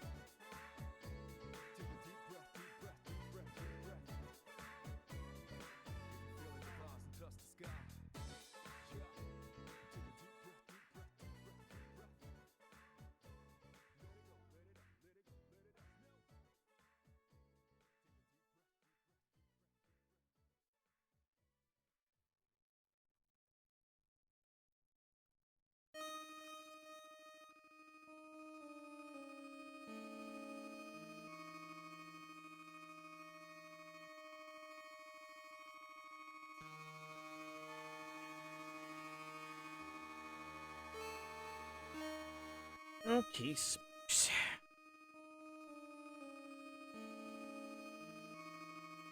There we are. Hey, Bubby. Hi. Hey, handsome boy. Hi. That's your boy. Yeah, your boy. Here's your tail. Woo, woo, woo, woo, woo, woo, woo, woo. Hey. Oh, it's the Roscoe song.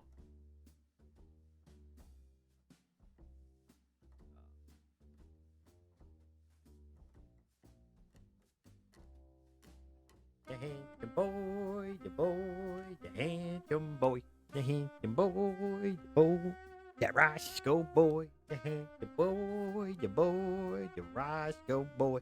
His name is Roscoe, the handsome boy. See? It's the Roscoe song.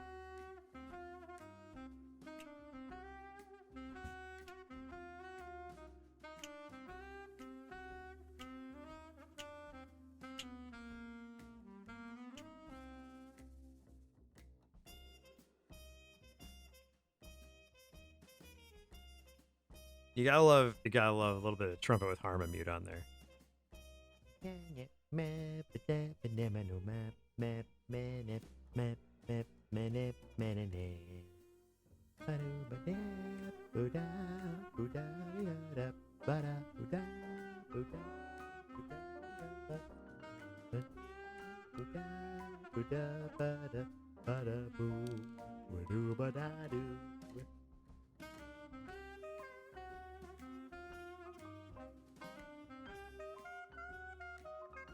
Again, super excited for the kind of soft announcement that they're doing some DLC for Mouse.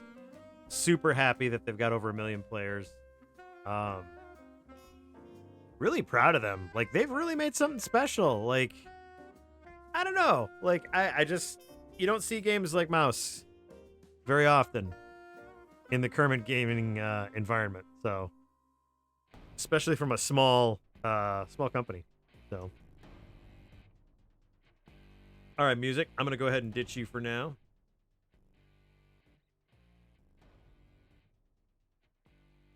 I think it's time we jumped into a little bit of the videoed gaming. I'm gonna go ahead and save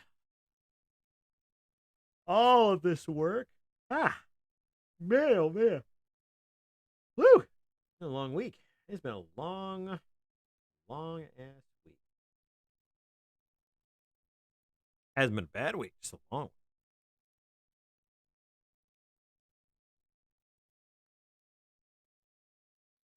All right.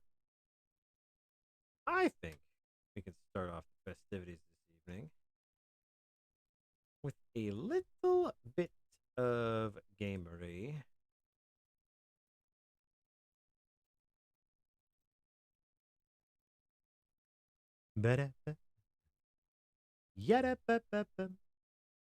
Updating Steam. Boo. Who said I wanted the latest and greatest? Not me, no sir.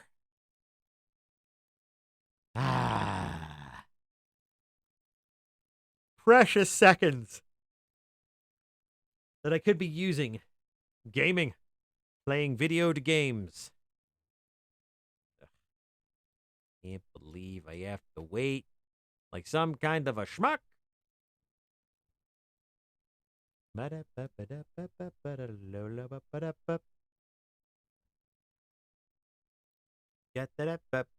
Come on, Steam. There we go. All right, let's get a little bit warmed up here.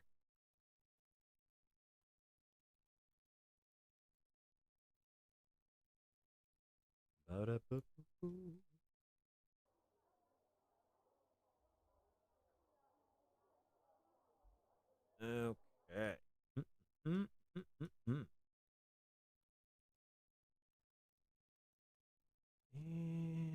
where'd you go? You should be here. Should be here somewhere.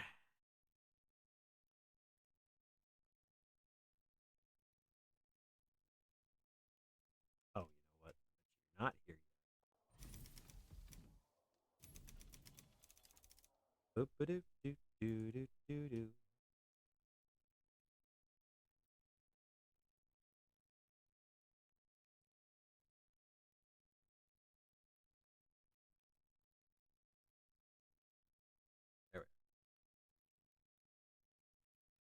Aha! Slots and I'm quite fond of this game.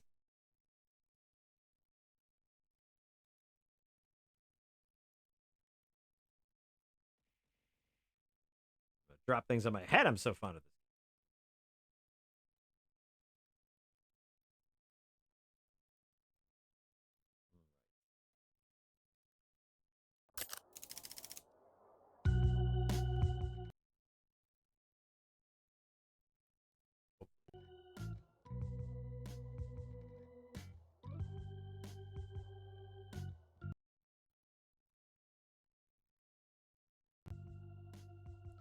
Let's just bring her down a little bit.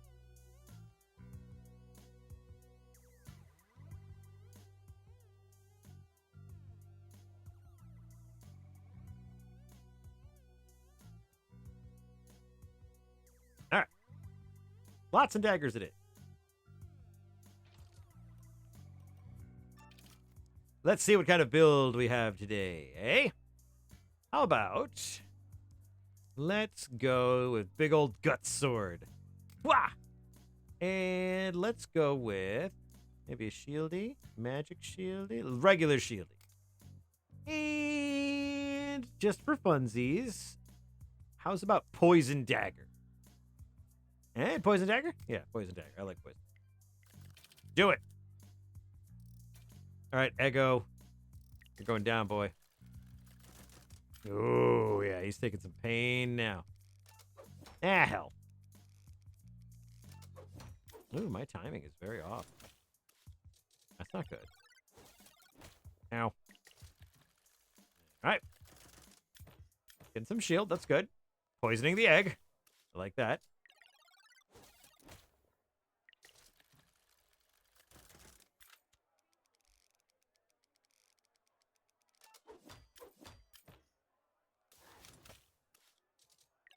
Yep. Poison does good work. Does good work.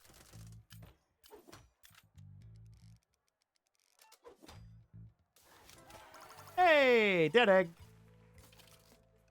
All right, we only have 12 coins on this one, so not a lot to upgrade, but we can get the fiver, which is a good buy here. We're gonna be getting some coins. Moth girl. All right, let's try to get big money. Yeah, critical hit. I like it. Oof. Ah. Ooh, big hits. Eh. Yes.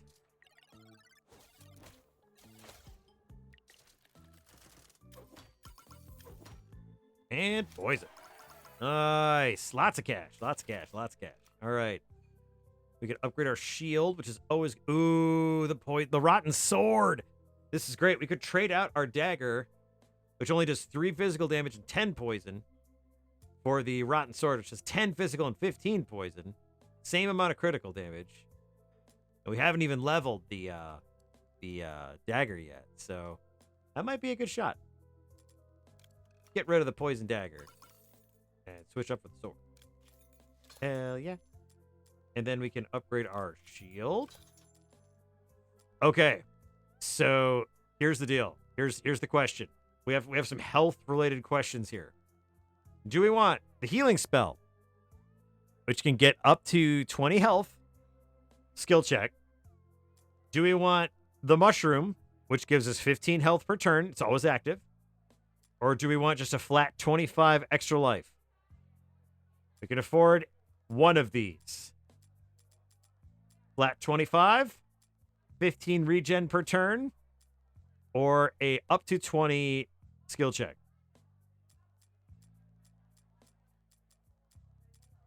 I have 1 for the mushroom, 2 for the mushroom.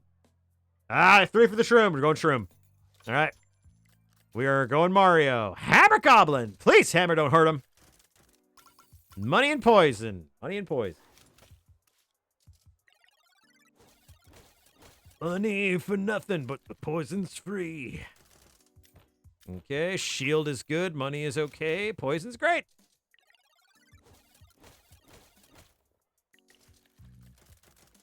Okay, more poison, more poison. Beginning to feel really grateful that we upgraded to the poison sword. Damn it.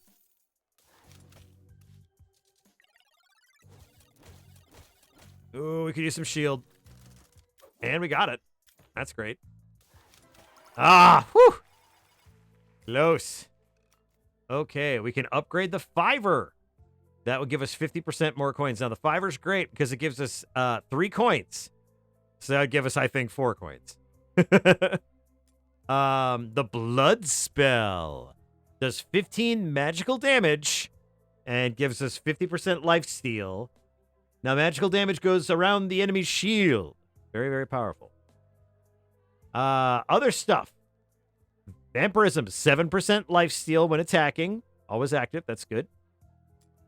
Gouda gives us 25 extra life.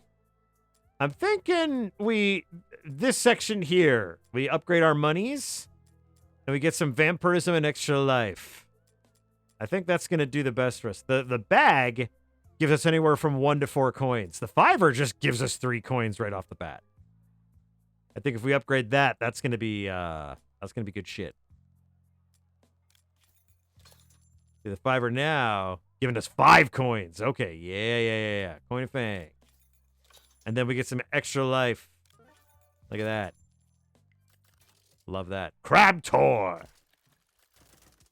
Money and shield. I like that. Didn't even break our defenses. Critical hit. Love that. Come on, Blink. Damn it. Come on, Blinky. Damn it. Didn't even break his defenses. All right. Well, come on. Let's get him again. Okay, this is good. Get some poison on him.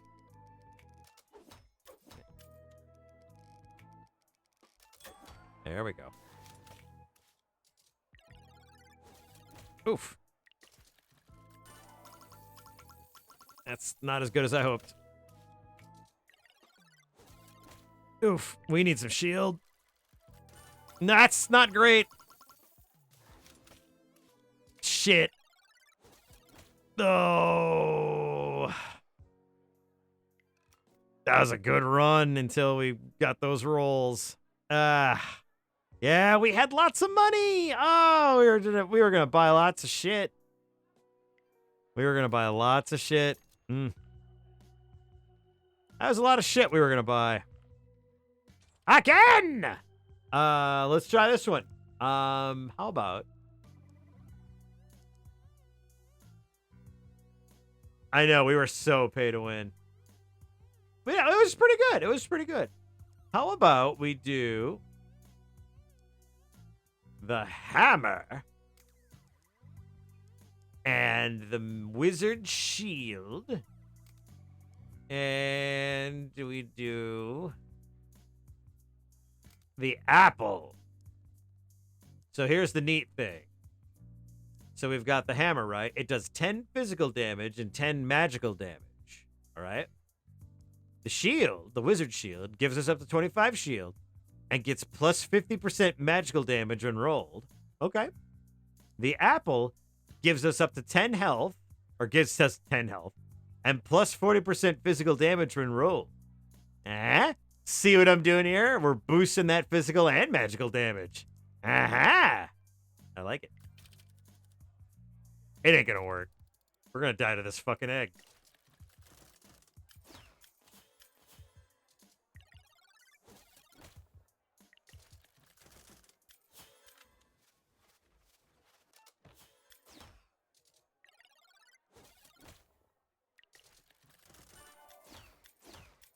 Dead egg. All right, what do we got? Well, that hammer is going to be expensive to upgrade. Ooh-wee. But we can get that poison sword, and we love the poison sword, don't we? Of course we do. Moth girl.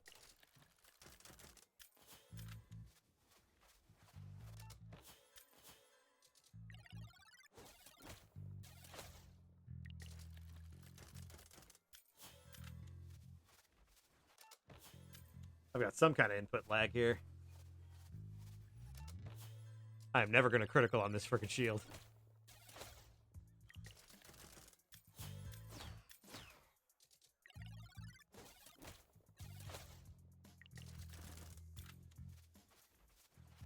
There it is. Poison.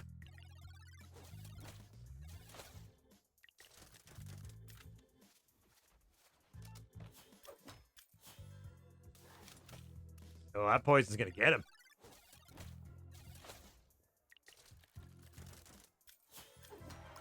Yay!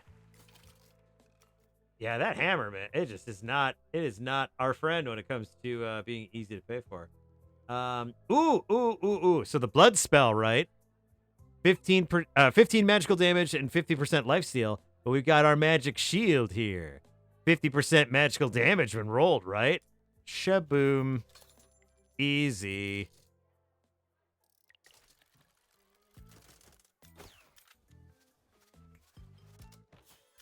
If we can get that shield before we roll the blood spell, we get some tasty damage and healing. And shield!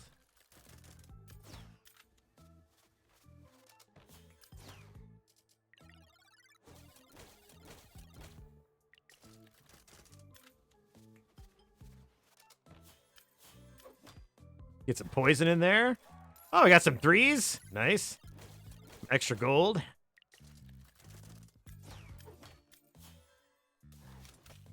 Healing in there. Yeah, that poison's working nice. Yeah, poison could work a little faster. There we are. Now we can power up that hammer. Something easy. Penny Slinger. Penny Slinger does 1.5 damage for coin on the table, which is really nice when we are rolling with money like this. Don't have the fiver yet, though, so that doesn't help us too much. Ooh, the shield potion. Yeah, it costs $8, but it gives us 50 shield. Plus 10% max shield increase. Ooh. Yoink. Raptor. Yes. And then we do that. There we go.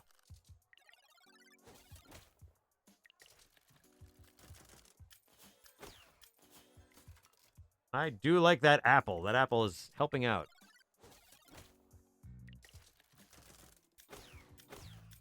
But I could really, really, really use more shield.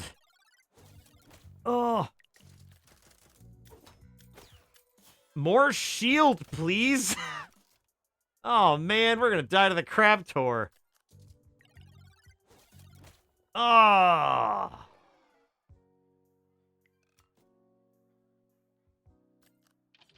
Man.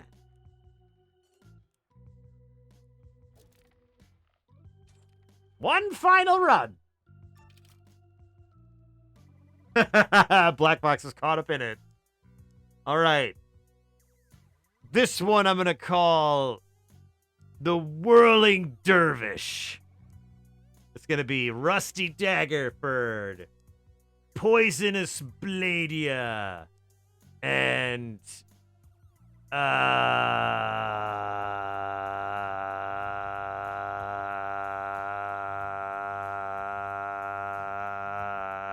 shield.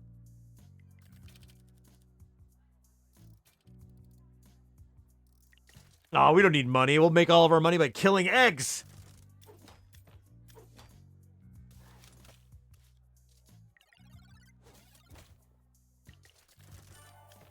Shield, shield, shield. And the nice thing is when you critical with the shield, you raise the maximum amount of shields you can have. Dagger! Dagger! Poison! Yes. How do you like the taste of my poison, Mr. Egg? Do you find it rotten? Nyeh. Oh, put up your own shield, will you? Stab, stab, shield, poison. They should hire me to do the sound effect. Poison. That should just be the sound of it. Banana. Gain 10 health, gain 1 coin. That's pretty fair. Moth girl. Shield, shield, stab. You will not stop the dervish. Stab, banana, stab!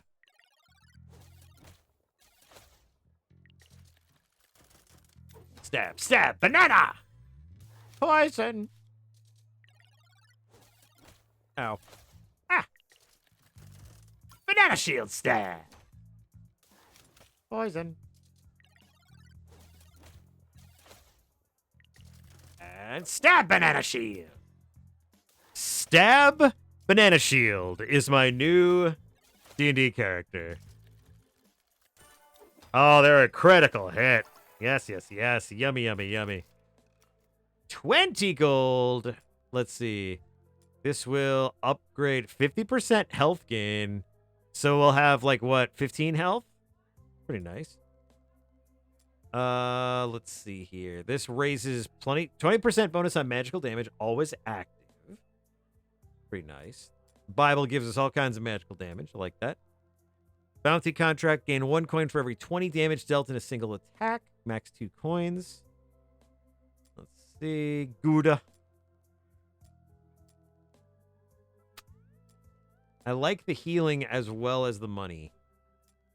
But we do need some more shieldage. Hopefully we can upgrade our shield soon. Let's get that, let's go banana. Go, banana. Go, banana. And let's get some more life, I think. I think a little more life is always good. Hammer Goblin, have you ever faced the power of the dervish? You face it this day. Shit. Ow, ow, ow. All right. That's enough messing around. You face the dervish. Fuck.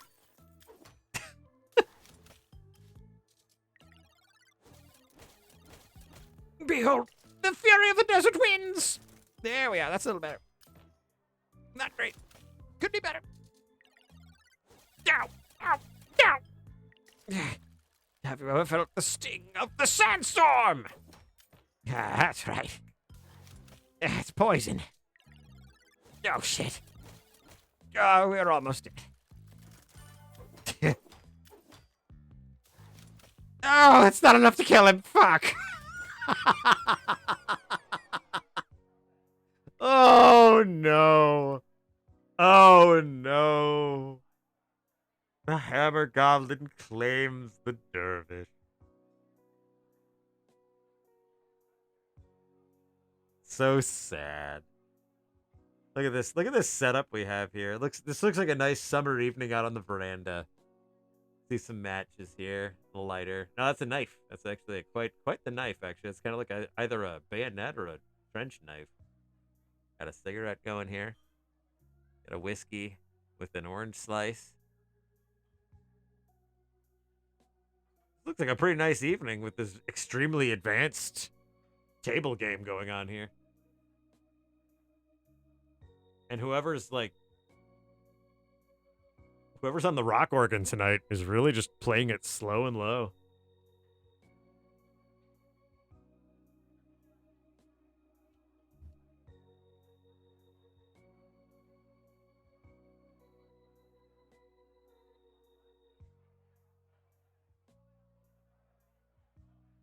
Feels like church is over and people are still in the pews talking.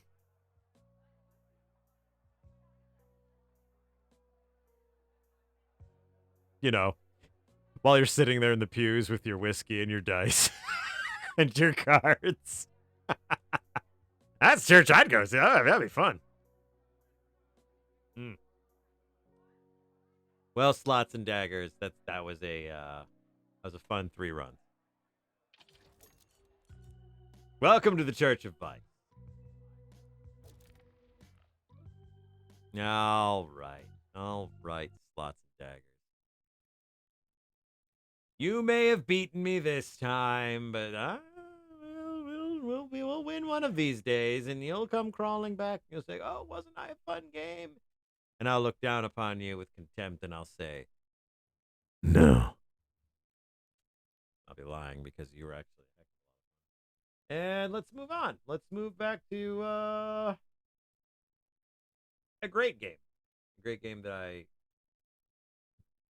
have quite fallen for. This game requires user intervention. Launch manually on the remote computer and then join the stream from there. That's a bunch of hoosafudge. I've never had to do that. What the ding dong stupid gosh frickin' pardon my French. Oh God.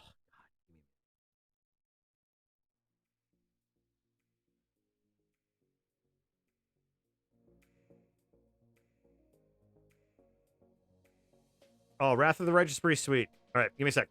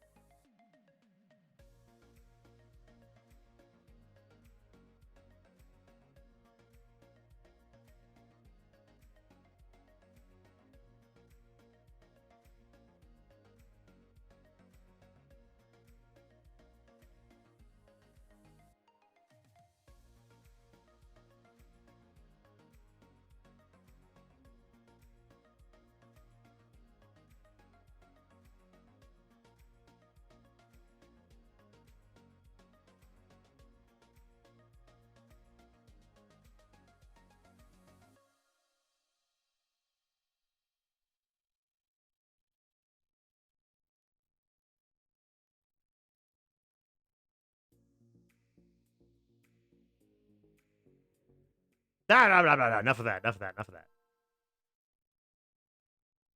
Did you just throw a Game Boy Advance at me? Because I'll take it. Like I'll gladly take it. Anyway, all right. So we have rectified the situation. I needed to re-log into Steam. So I have done so. Ba-da-ba-ba-ba-da-da. It was a gift box, yes, but it made the sound of a Game Boy Advance. It made most of the sound of a Game Boy Advance. It made enough that I'm sure Nintendo's lawyers only made most of a stink.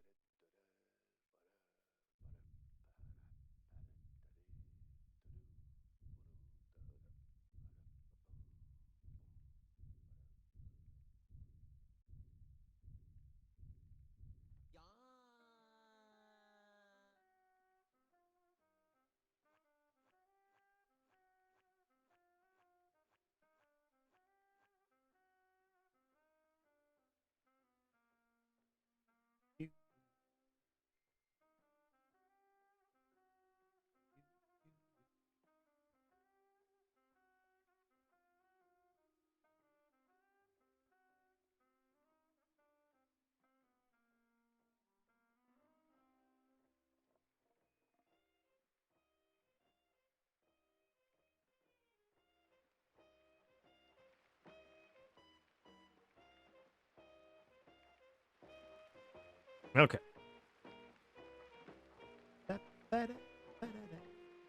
Mouse.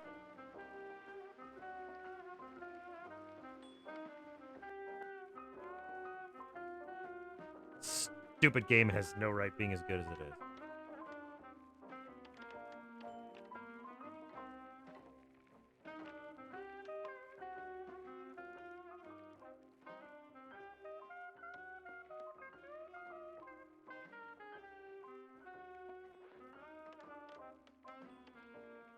Do do do.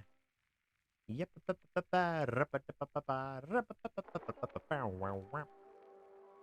Track down John's recipe. Hello. You're probably not some kind of lady who's gonna betray my trust and kill one of the leads I have in my biggest case ever.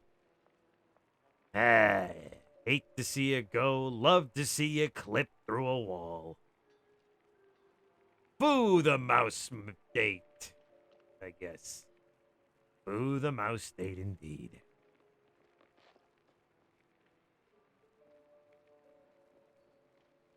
All right. Get the thing back to John. Oh, did I not save after I did all that crap with John? John, what the hell? Oh, yeah. Oh, so you found that fish? John, what the actual hell? Easy, Jack. No, I know it could have been a little tough. Could have been, John. Could have been. I mean, sure, it's a little pungent, but still, it's just a fish. I fought in the war, John. I watched my shredded by shells 2 weeks, John. 2 weeks in no man's land, living on mud, blood, and rainwater.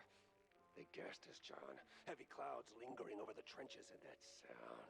Oh, that sound like gas. Gas. Gas. So I know hard, John. I know hell, and I know horrible. But this. I cannot smell this, John. There ain't no coming back from this, John. Calm. I am calm now. But, John, never, and I say never, ask me to do a favor like that ever again. Capiche? Did he just say a fish?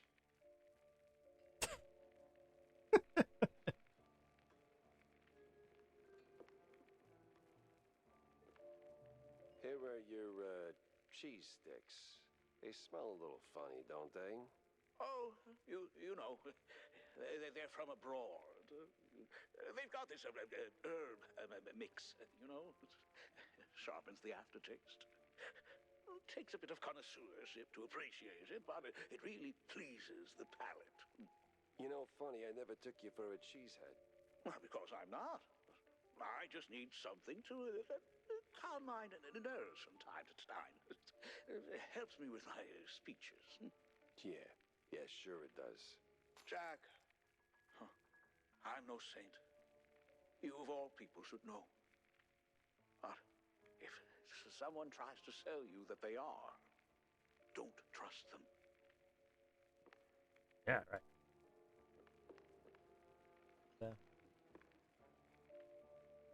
Focus. Prize dispenser. I don't even remember what prizes were in here. No. Wander. Man. I'm gonna drop off. Nope.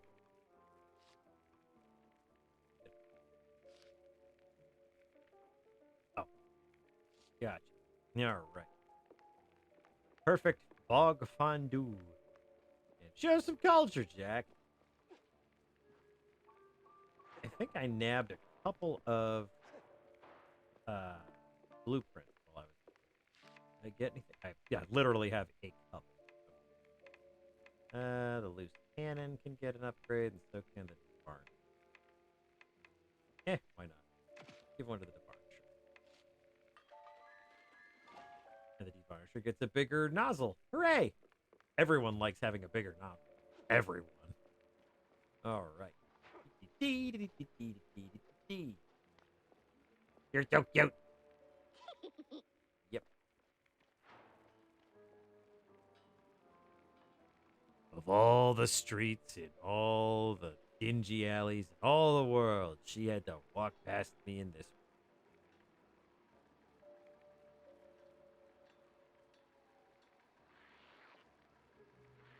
Let's go track down John's recipe, like we said we wouldn't.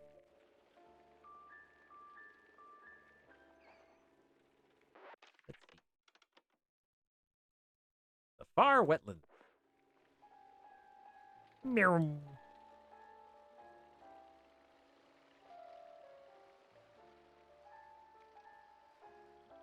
Pretty sure it's over this way. Nope, that's the steamboat party. I don't want that. No, not yet. That's plot. We don't want plot. Boo, plot. Far wetlands.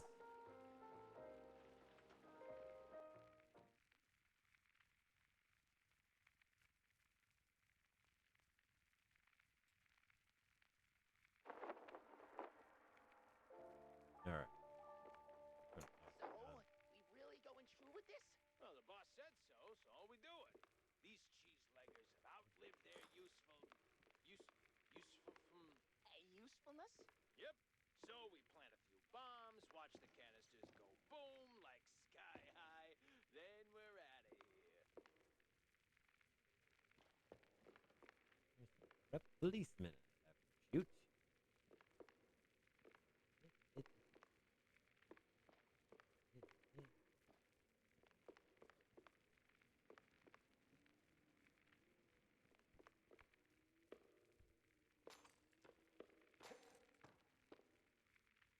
Oh, you'd think it'd be right there.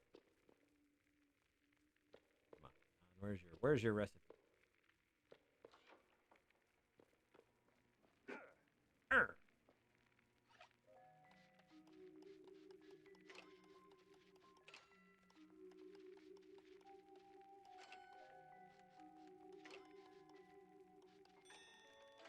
Yoink.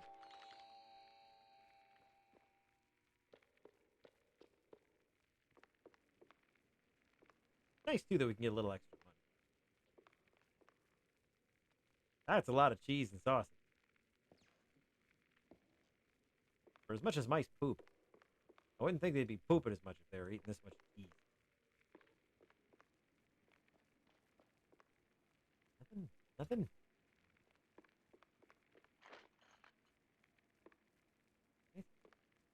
Yeah.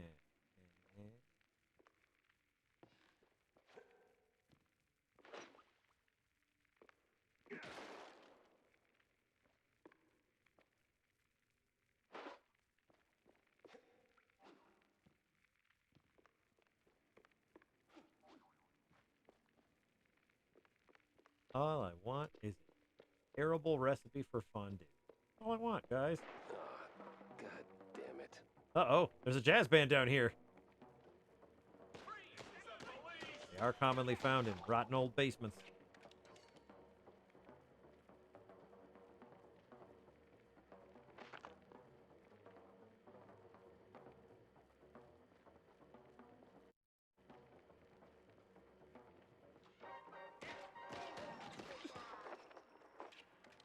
Squeeze the cop. That seems rather horrible. Oh, man, you really went hard. What's this raid about, huh? What are you coppers up to? I don't know, man. I'm just following orders.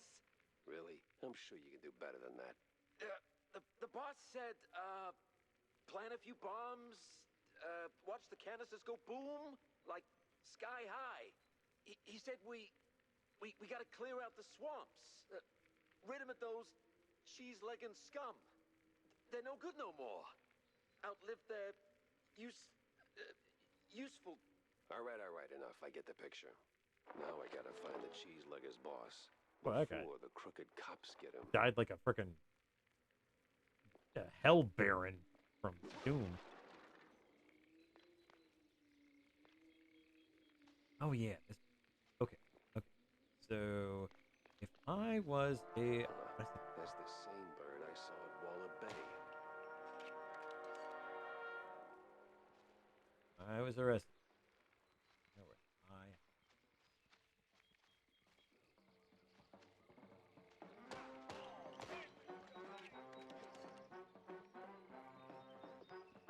Frickin' jazz bands migrating this time of year.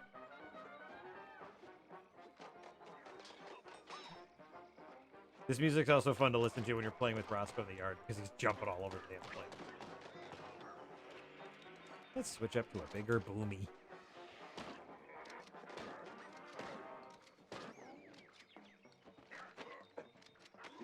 Right? Got him. Oop. Yeah, his face.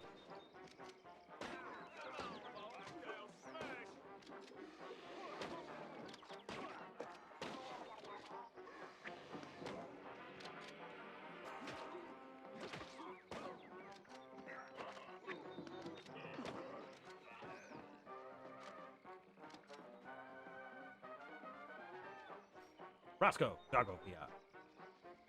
I'm telling you, if they're gonna redo The Littlest Hobo, you gotta use Roscoe.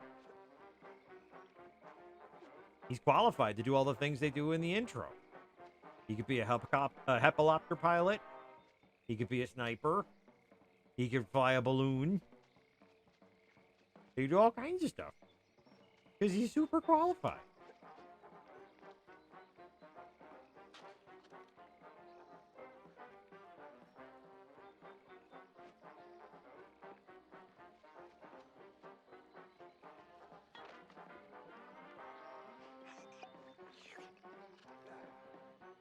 Go back to your barrel, you piece of shit. Come on, go back. Go.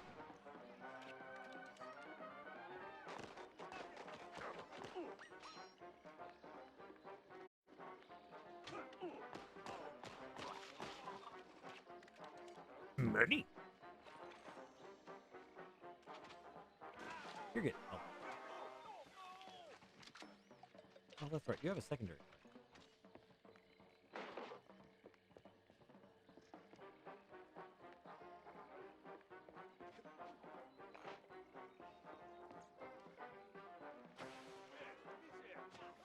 Oh, neat. Maybe I should have upgraded. Like a mini barrel.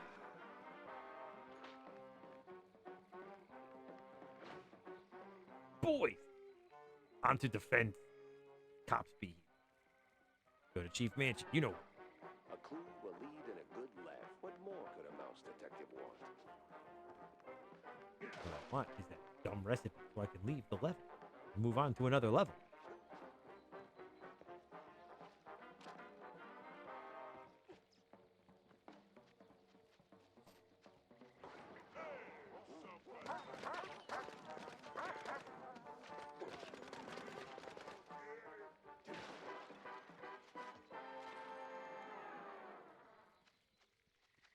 Sneak around this part of the level.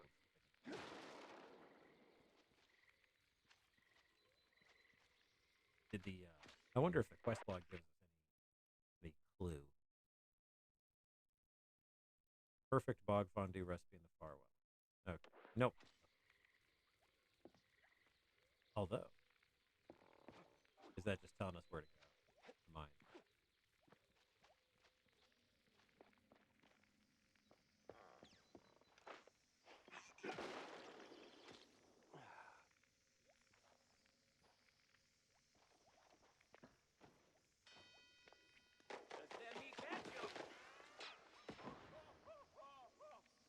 Okay, I can see why the Devarnisher gets a better rap with the upgrade.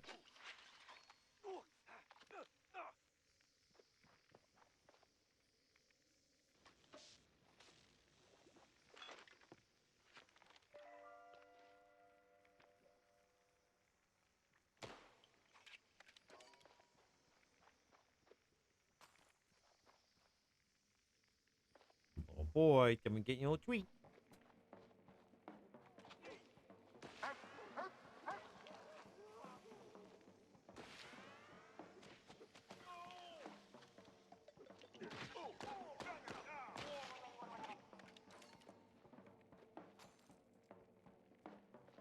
There's our boy. Here's our boy getting his treat.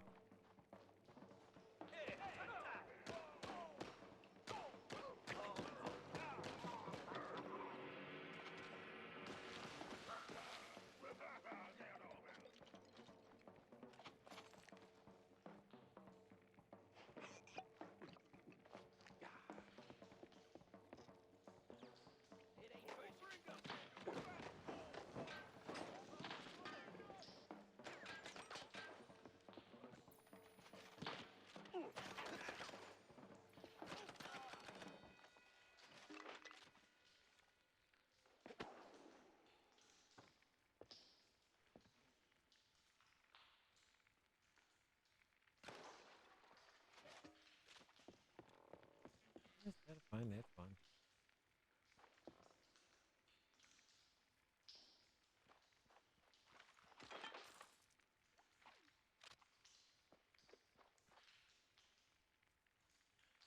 We found that he's I would say Mrs. Zibb definitely found that he gets much more relaxed in the evenings after a decent snack meal. Um, he's so amped up and so zippy at night that it's it gets almost unmanageable. So he definitely needs to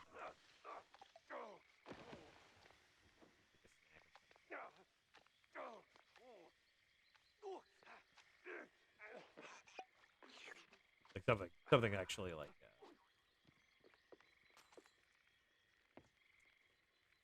substantial in order to kind of get his stomach to leave him alone for a little bit. Helps him sleep too. Like he sleeps really well after a good meal, or at least a good snack.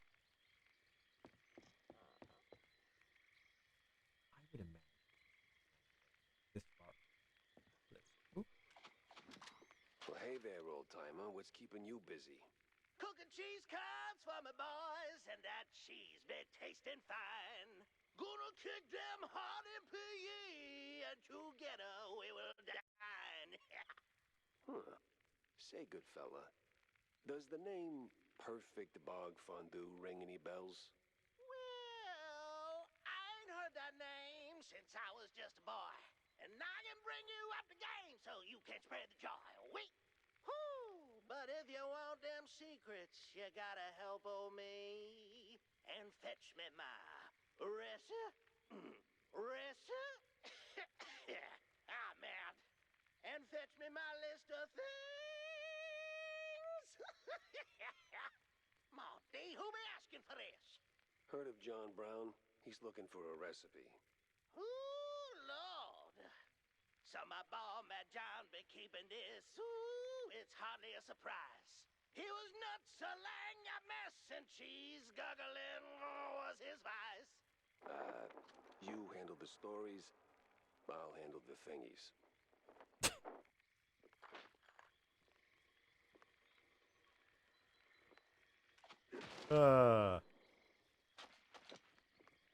Collect 3 thingies for the old cheese liker.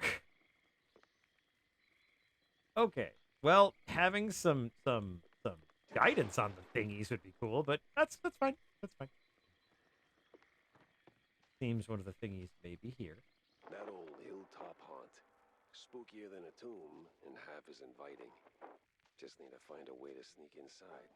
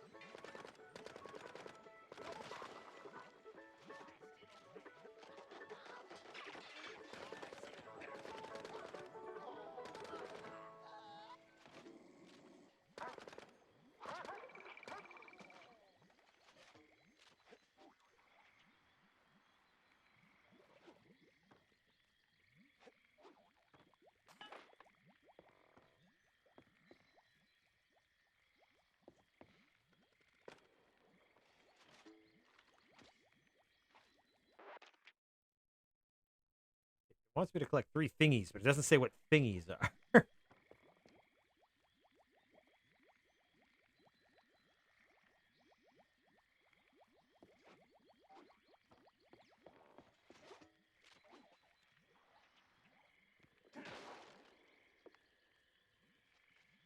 mean, I know as I'm going through the level, it'll be like, oh, this looks like one of those thingies I need. Like, that's great. I also just want to know where they are so I can get them. So I have them. Just want my shoes and my glasses so I have them.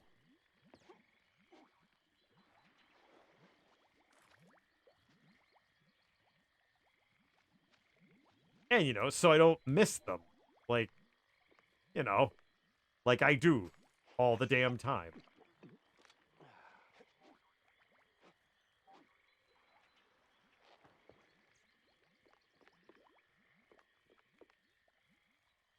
Oh, bibbity boggity boo.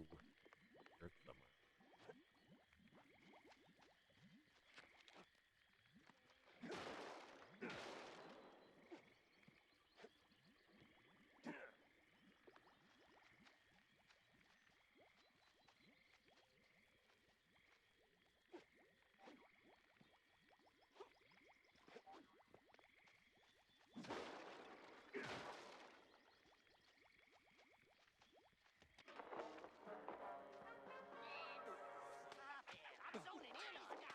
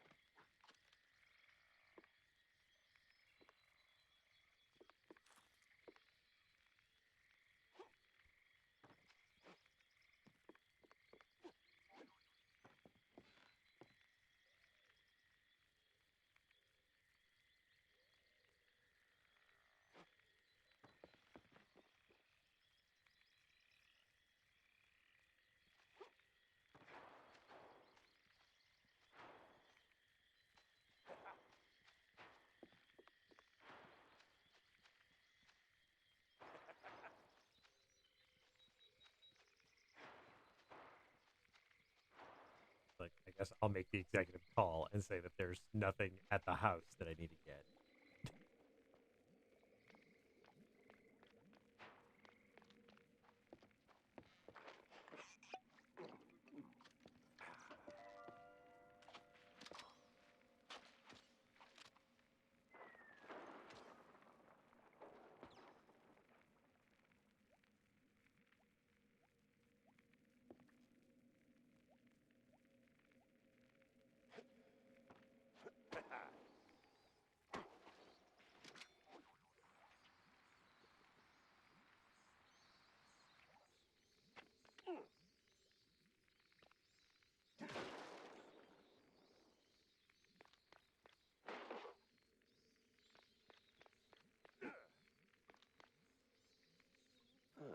Some of them thingies.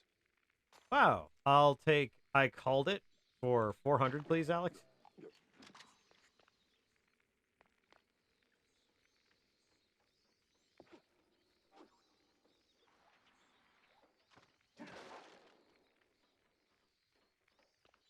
As long as it needs to be. It's a cartoon.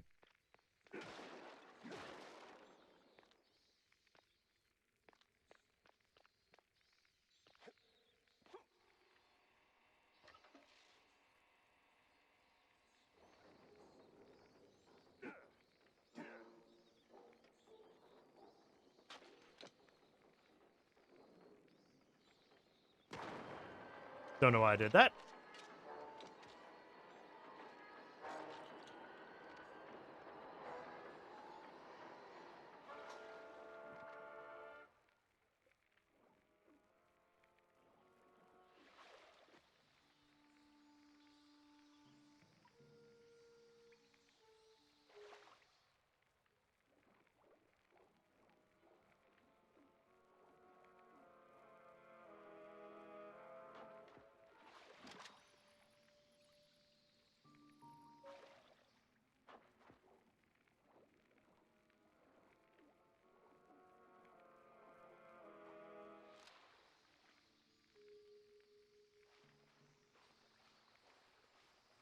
Guess I'll go ahead and assume that all the thingies are going to be on dry land.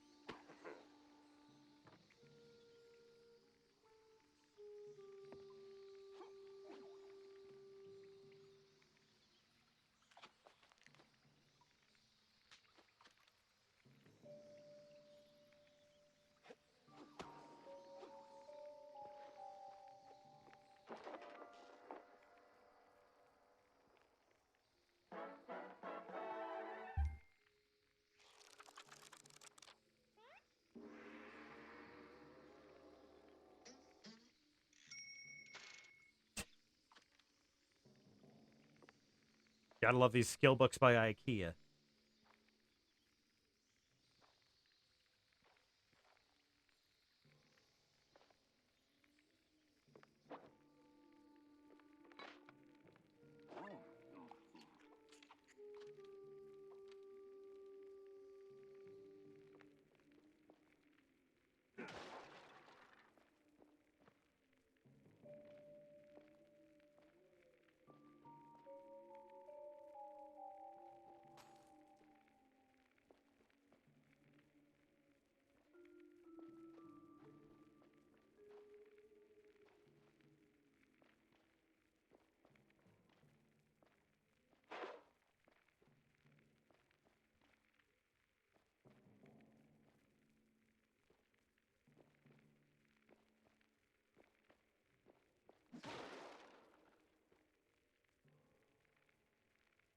All right, have a good night, Gray. We'll see ya. Hopefully I can find the thingies. I have 2 boxes of thingies to find.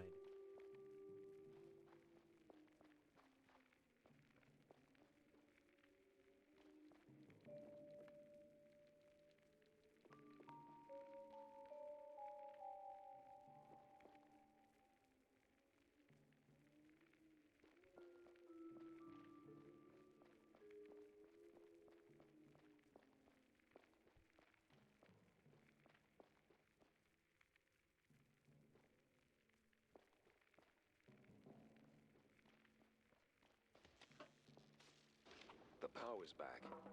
And trouble tagged along.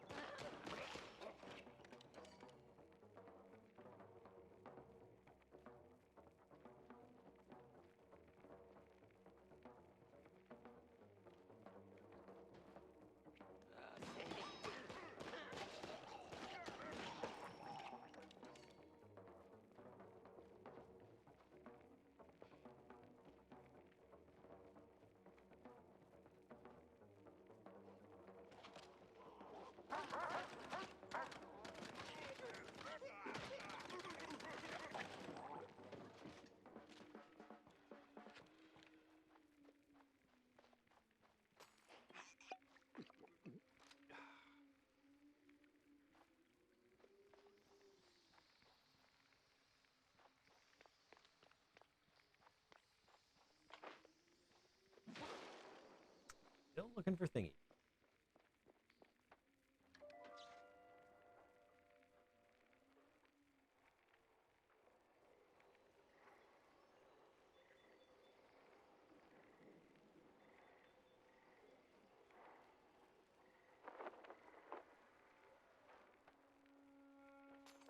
cheese leggers in sight. Got a whiff of yeast, though.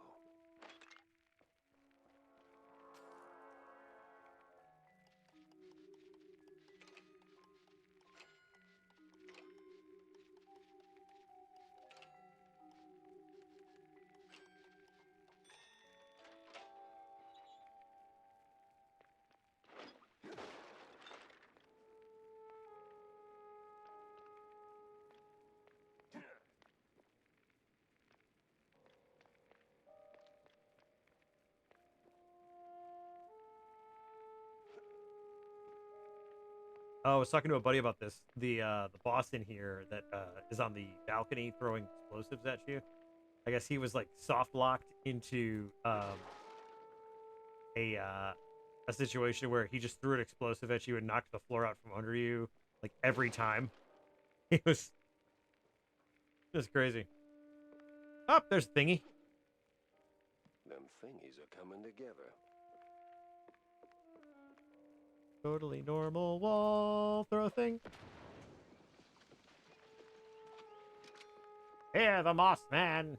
Hear him?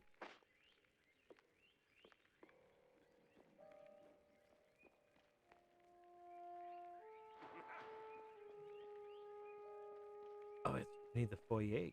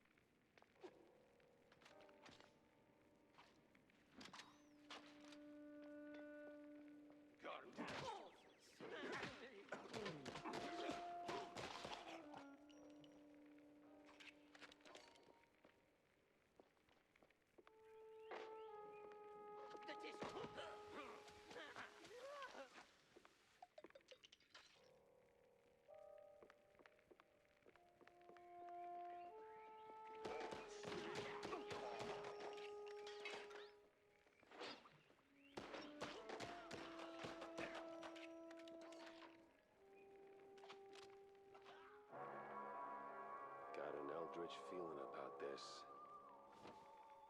Common, won't you? What in the absolute... Silence! The dissonance! The song! Do you hear it? No. The unknown! It sings! Yeah, I can sing too, but you won't like it.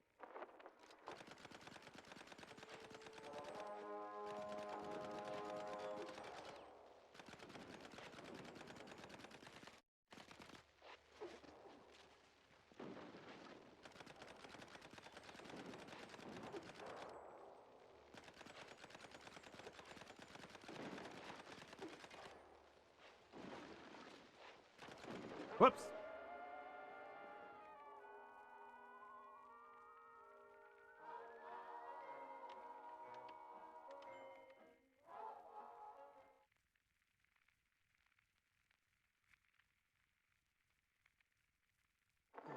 Some of them thingies. Them thingies are coming together.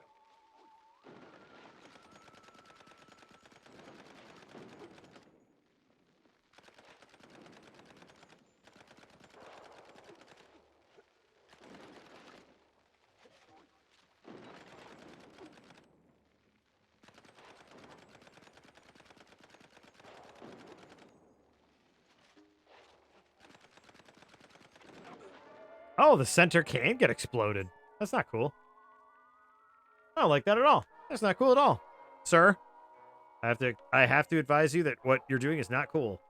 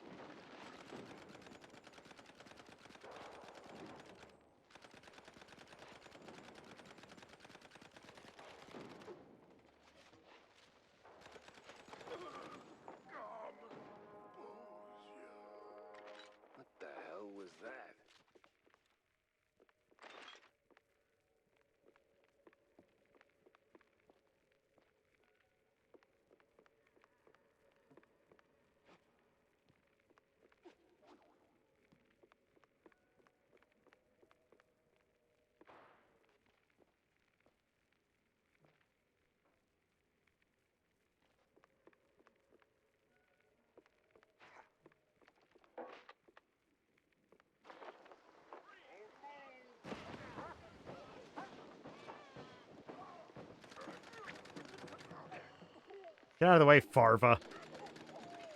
Friggin'. I want a goddamn liter of cola.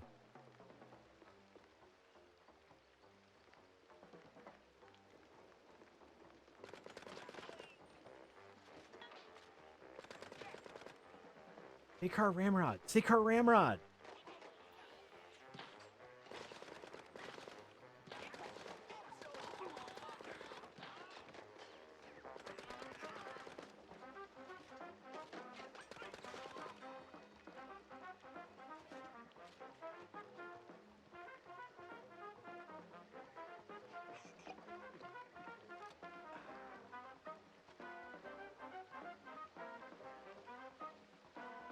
Here comes the law. Ludicrous speed. No looking back.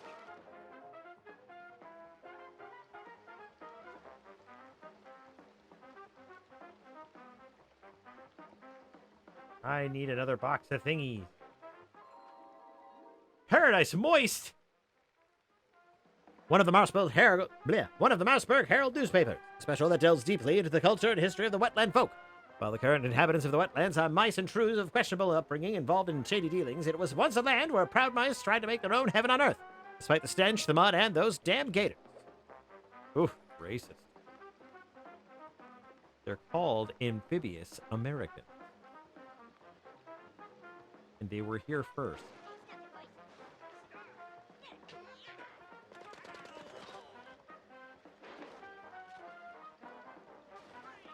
Boy, these woods are real dark. Almost like dark what?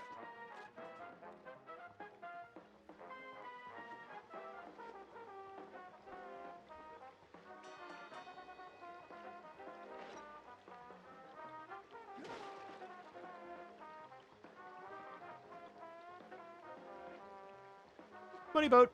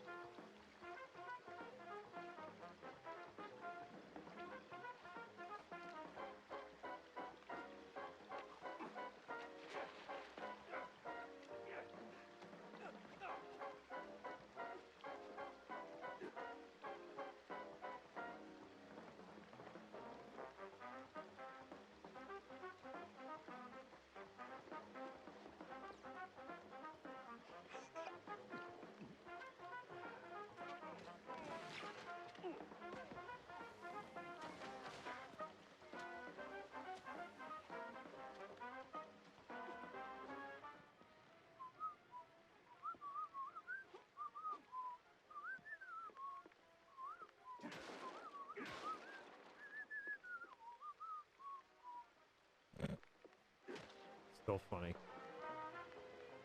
Stupid, but it's still funny.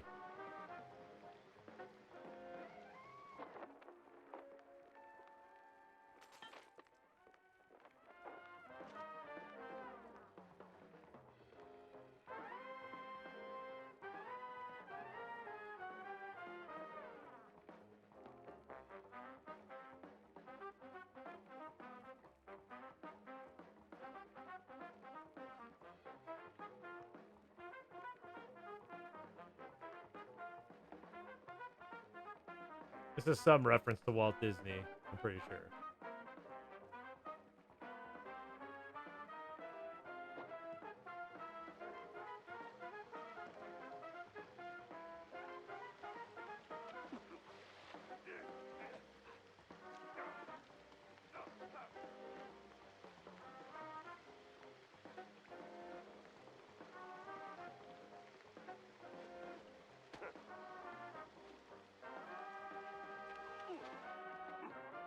Oh god.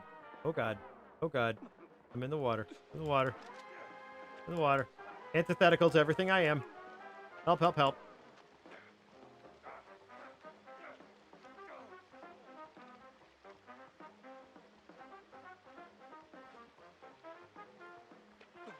It's the Q button that makes with the zippy tail, not the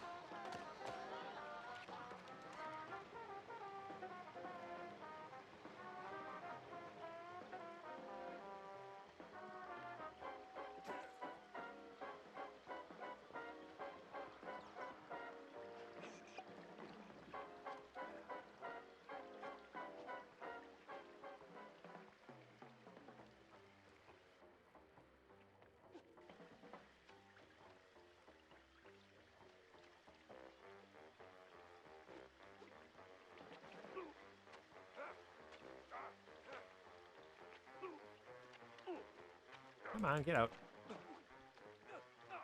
Looking for secrets. It's already here. Damn. And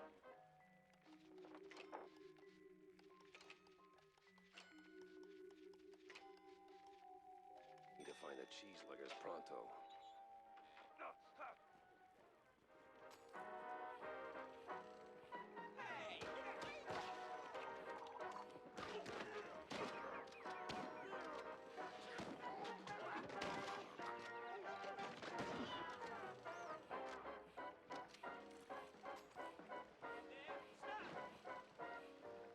Something for a sharp-nosed detective like me.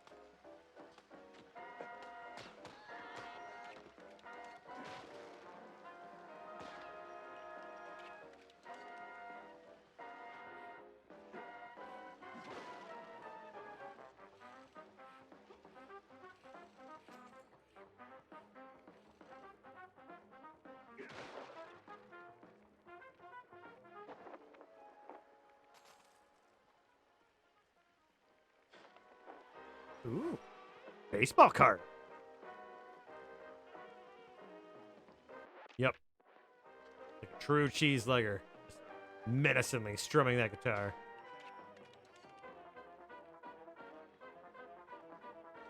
Discordant and disruptive, just all kinds of menacing.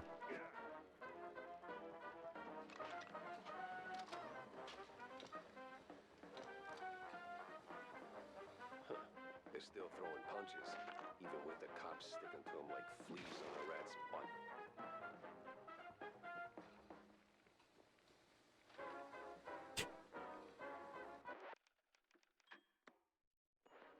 The band got tired for a second.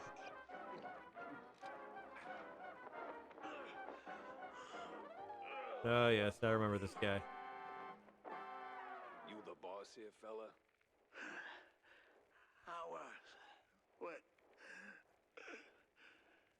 All right, so who's the boss now? It's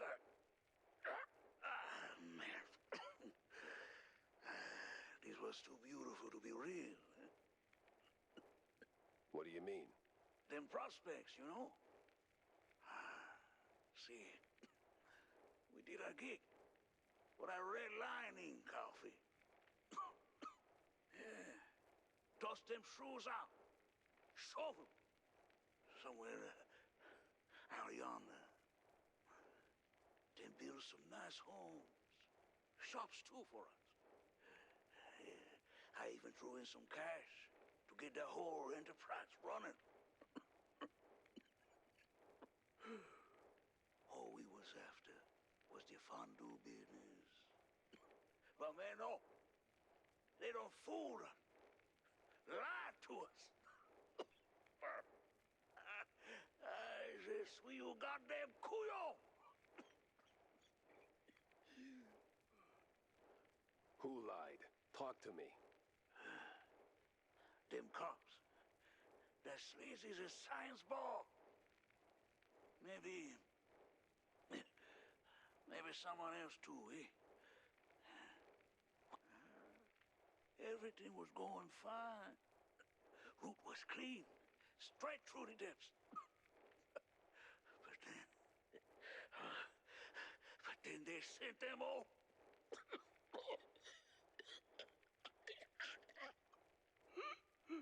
Can you say that on record?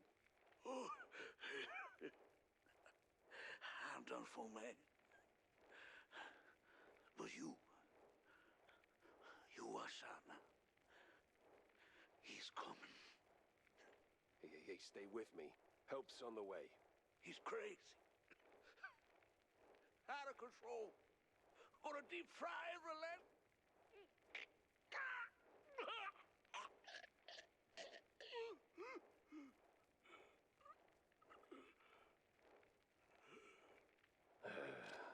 Rest in cheese, buddy. Would you look at that? A scummy gumshoe knocking off swamp rats. That's nae against the law, mucker. Crap. If I stick around, I'm melted goods.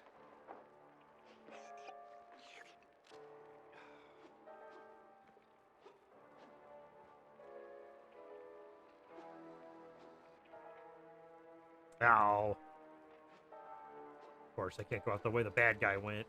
Boo. I need another box of thingies. Where's my missing box of thingies?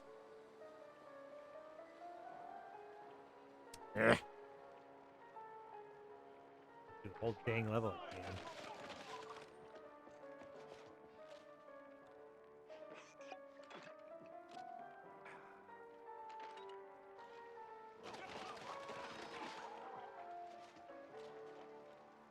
Something tells me I missed that box of thingies.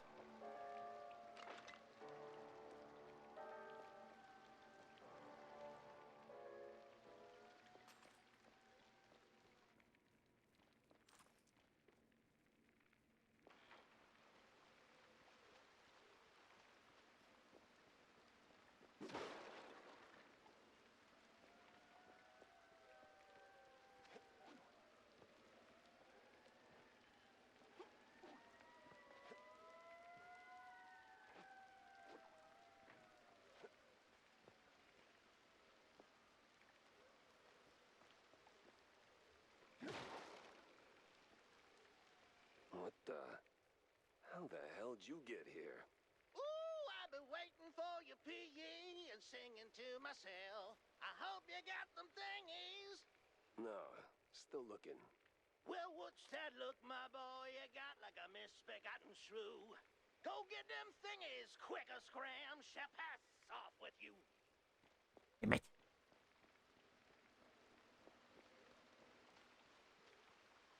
So it's assumed by that point I would have, because the boss fight is up here. So, okay.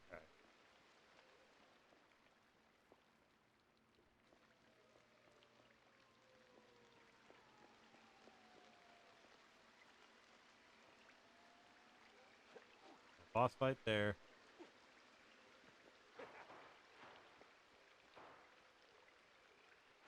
There may be a box of thingies hiding up here, maybe? Does Zoidberg have a box of thingies hiding, maybe? Are these guys sitting by the bonfire with the sword in it because bonfire? Because Dark Souls? Because Dark. Of course. I didn't notice these guys the first time I went through this level. Now I'm angry.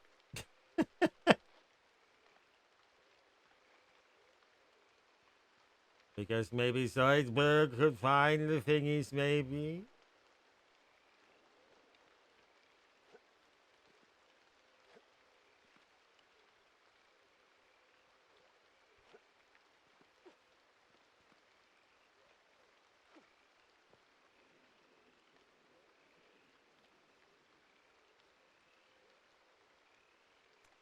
Where are the thingies? Go look it up. I'm gonna look it up.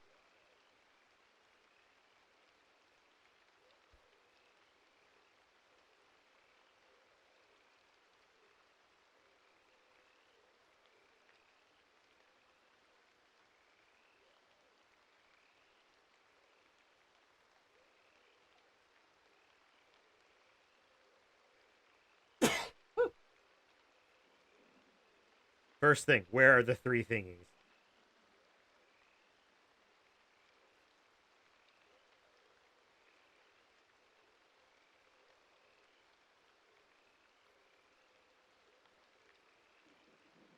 Oh, it's right near me, actually. It is right. Oh, it's.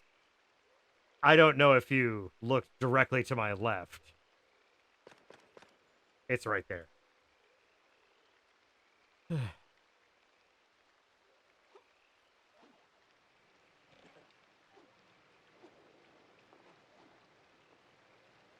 set. Now let's hope the geezer comes through. At least I was right next to it. Like, it's not like I was like a million miles off.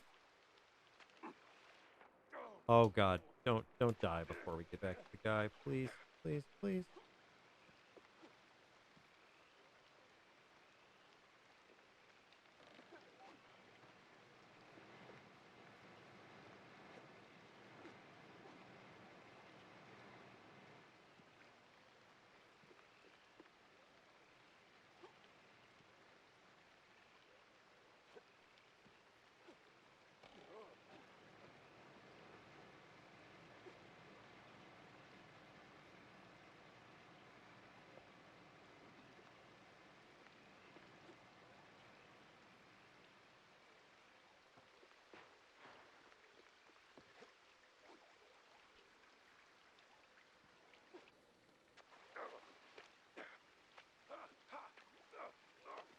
I think the most embarrassing thing is that my reticle was basically on it.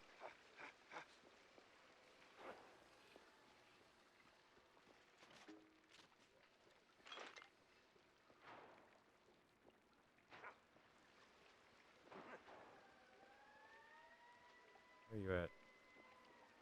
You old bastard. So, you better have them thingies. All right, I got everything here. So, this quest is done and dusted. We'll be moving to the next task. Whoa, whoa, whoa, whoa. Next task? I ain't got time for next task. Oh, you sure are a downer. A moody, mopish mouse. You could use some cheesy powder to sprinkle on your scowl, sweet. Well, look, I've of paper to brighten up your day. Just give that to Mad Johnny. It'll fix him right away. Okay. Well, since you're saying your goodbyes, I've got one more thing for you. Sorry, old-timer. Not happening.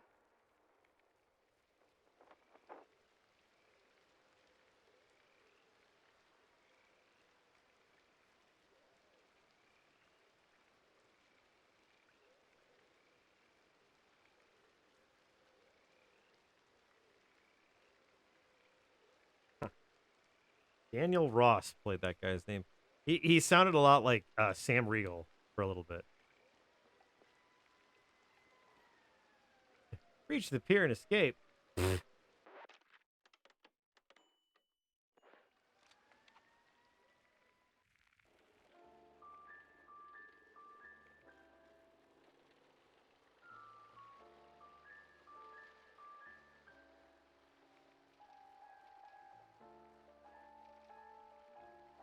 I just realized the car sounds like the car from Bon Voyage, Charlie Brown, and Don't Come Back.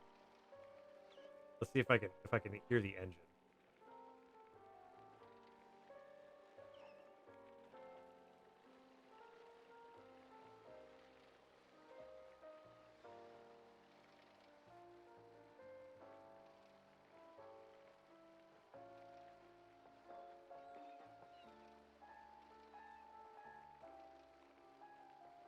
It definitely sounds like it.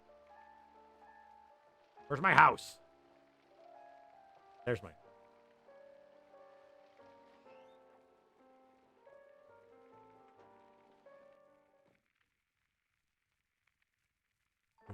Big.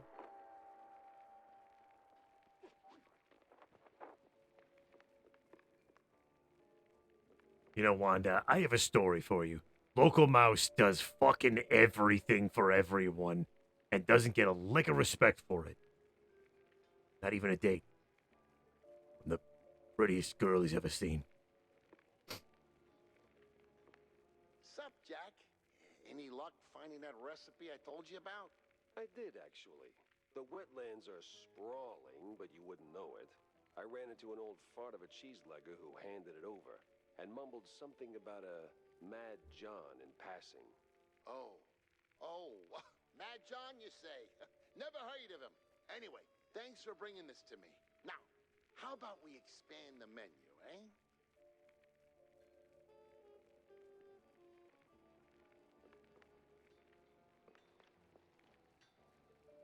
Going on over there? A little bit of pelvic thrusting going on there that I'm not too comfortable with, sir. Bozo. Squirrelstone didn't just die. It was murdered. Bossy kind of day, huh? No, we're back.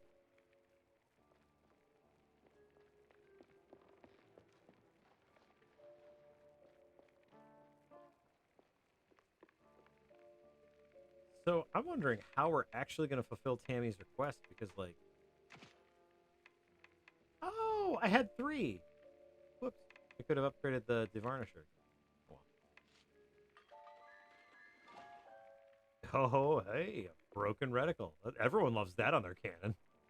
I don't know how we're gonna do Tammy's request because the opera house is borked. Like it's completely screwed. How do we? Let's see.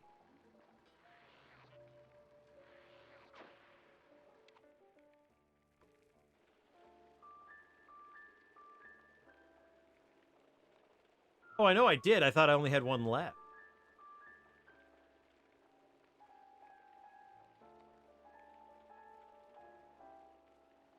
Okay, so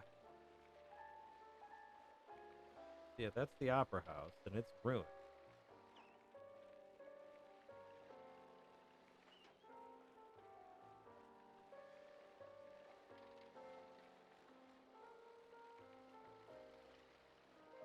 Oh, wait, I can go back to a different state for the opera house. Hang on.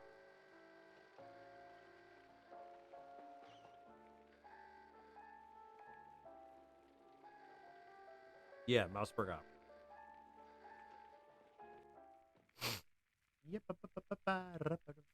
Yep. Me and the Mouseburg Grand Opera. Hate at first sight.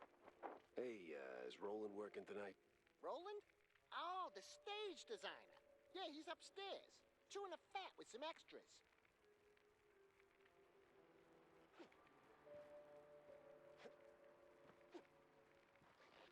Yeah, I didn't have certain powers. Okay.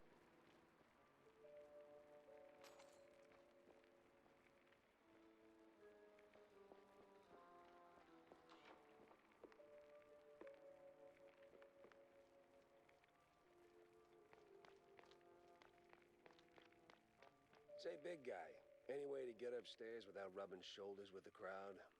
Oh, you want to get in? Maybe. If you're ready to cough up 30 clams. You game? All right, fine. Here you go, sport. Don't mind if I do. Hop in the trolley, good sir. The what?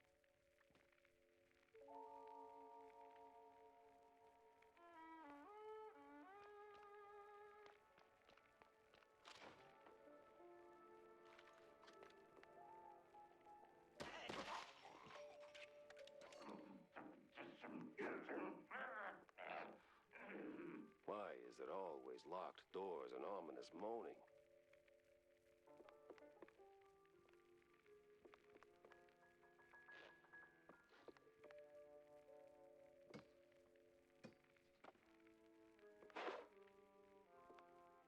Pretty sure the fire department frowns on stuffing firecrackers into wooden attics.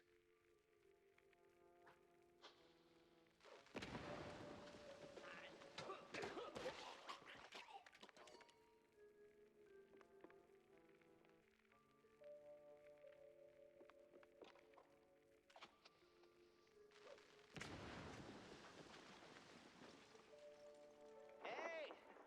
Give me a hand here, will ya?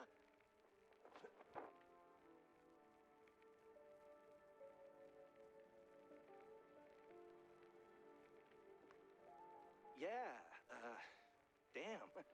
Thanks, pal. This is really... Ow! What the hell was that for? Standard procedure. Little sucker punch before questioning never killed anyone. What kind of cop are you? A former one.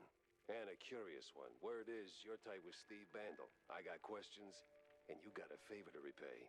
Guess I owe you that much. But not here. You didn't do this... What? Hell no. It was a damn extras. Came out of nowhere. Right. You. There's Stilton. And there's the big gun. Judging by them boot steps. So much for staying incognito.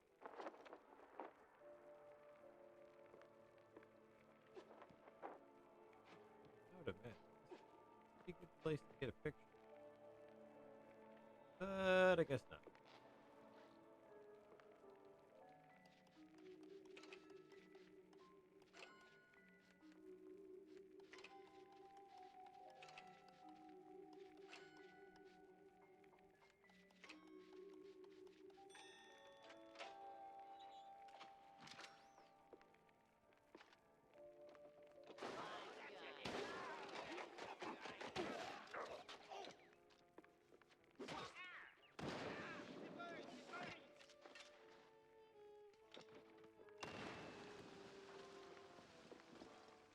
The city's buzzing with people. Just not the kind I'd put on the guest list.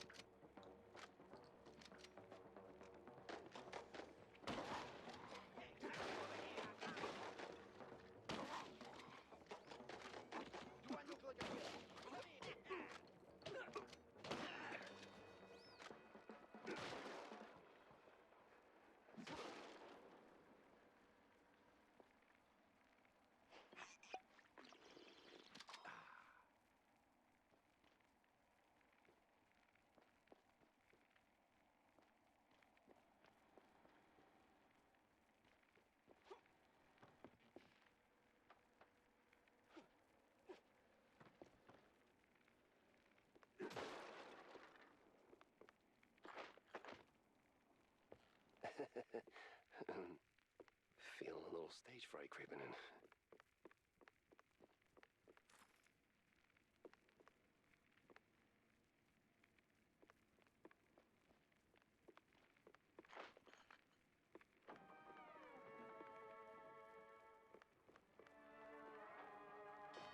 Where the hell did they come from?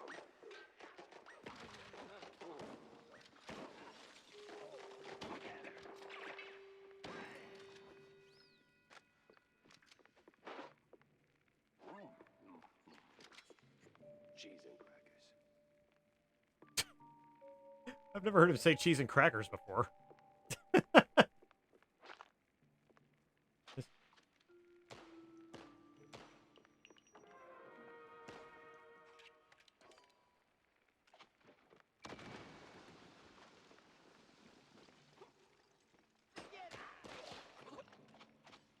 Riders, untie! Imbeciles of the world, untie.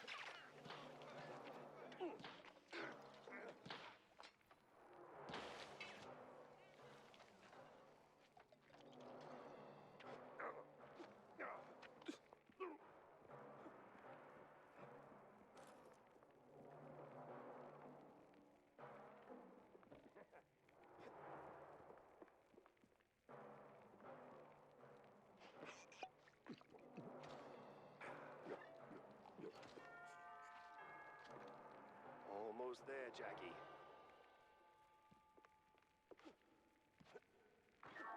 There, oh, you gotta be kidding me.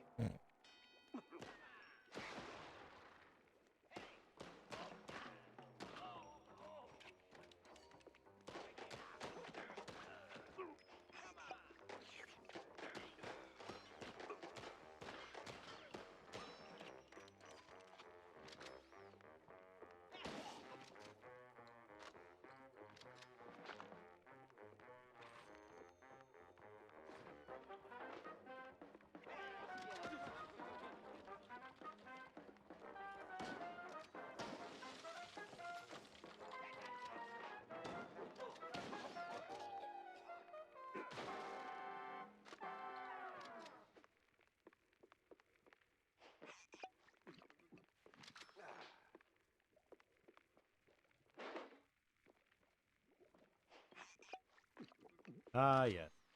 Old rat stunt man. Namaste. Yeah, nah. Nah. All right, Double sure, jump. why not?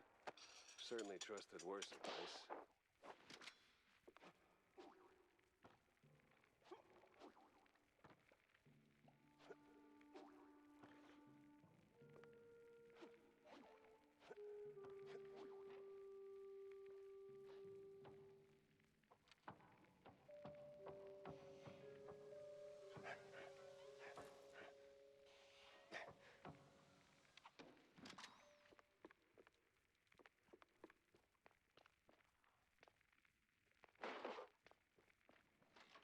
Back on track. Now with new tricks.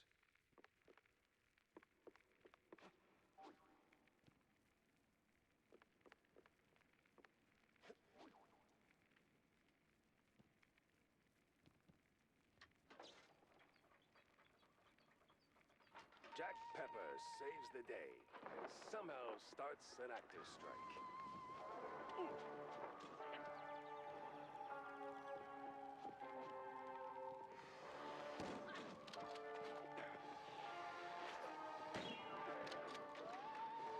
She's crazy. Must be some upper thing.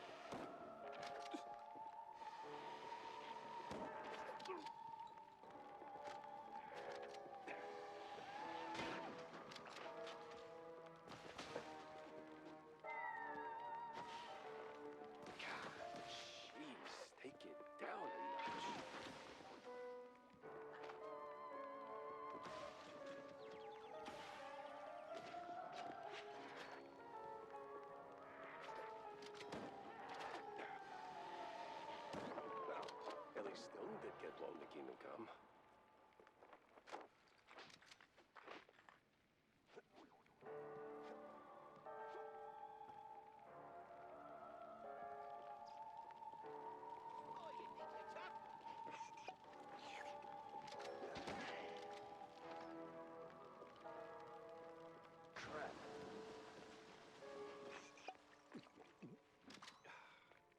Well, I don't think I'm getting the whole photo thing for Tam. I don't think that's working out. Well, maybe this Well, one. at least the framing's solid, all things considered. Let's get that picture for Tam.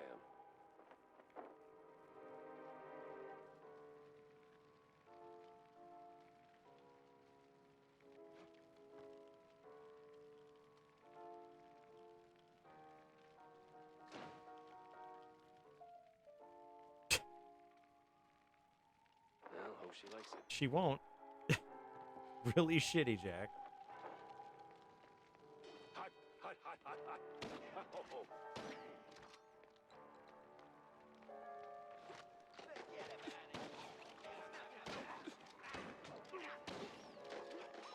I wonder if this is like just like the same like 20 goons that we keep killing, you know?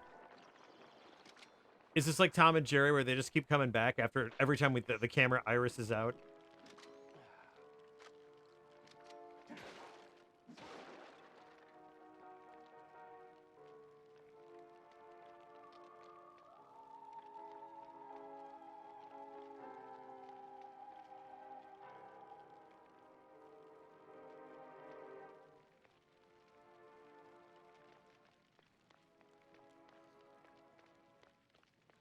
Like, this kind of sucks. Like, taking that picture for her and then giving, like, here you go, Tammy. You know that thing that she kind of dreamed about and thought was really cool?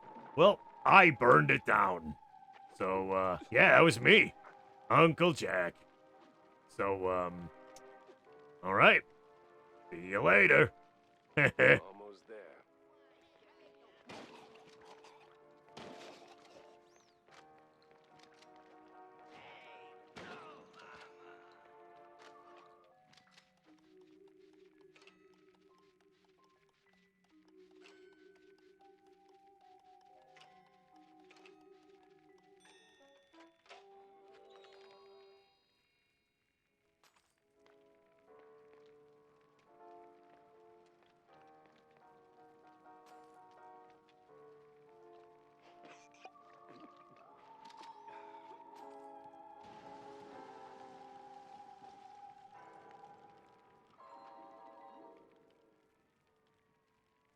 Oh, it's a paper about Shrew Thicket. So close and yet no cheese stick. A better inn for a private Leave the drama for the pros, eh? Just give me a second. There we go. Thanks, pal. I almost got roasted back there. It comes with the territory. You step on stage, you get roasted. Anyway, you saved my skin back there from those extras, so quid pro quo. Told you they weren't extras. These were real bad guys with real bad intentions. Now about Bandle. Look, Detective, I'd love to help, but I don't know much. We mostly just knock back cold ones downtown. Besides, it's not like he hasn't gone off the grid before. Not like this. Not mid-performance. Steve doesn't just vanish. He orchestrates it, turns it into a spectacle. This is different. I've known him a long time. We went through hell together. Back in the old world. Wade. Damn! You're the Jack Pepper? The trench sweeper? I'm touched, but let's not do the highlight reel now, okay? Look, you don't know where he is, fine. But you gotta know something. Where he goes, what he's into lately. Well, he's been keeping to himself mostly. Yes. We all know where Steve is. He's somewhere. But not a clue where it was. I'm actually kind of interested to see what Tammy has to say, because I mean, I am and I'm not, because I don't like this. Like I said, look at that thing you liked. I burned it down. Ha ha ha. You know, I hope that's not what we're gonna see, because I'm really not a big fan of that idea. So, did you get me a really glamorous opera pic? Yeah. Just as the whole place went up in flames. What? Yeah, well, there was this assassination attempt, and, well, anyway, here. Should be enough to draw your own conclusions.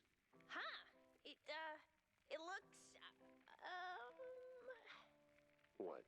Underwhelming? Boring? Out of place? Welcome to haute culture. No, it's just, that's not what I... Ugh, never mind. Thanks, Jack.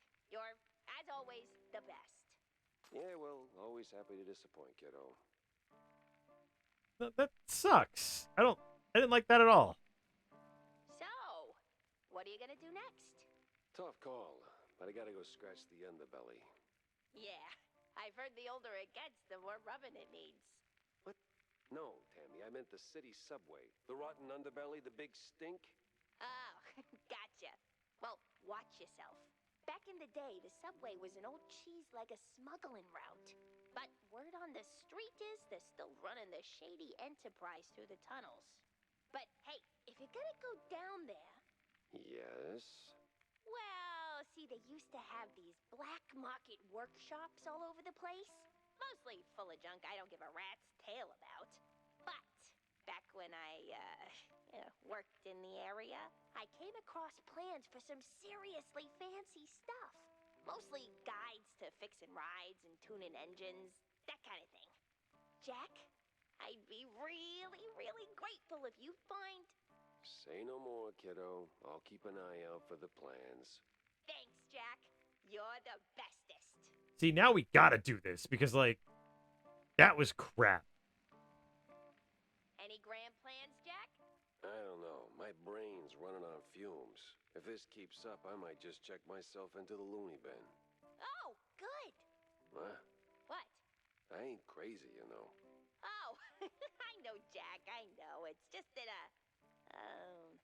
I heard from a friend who heard from a friend that there's this, asylum for those impaired in some ways.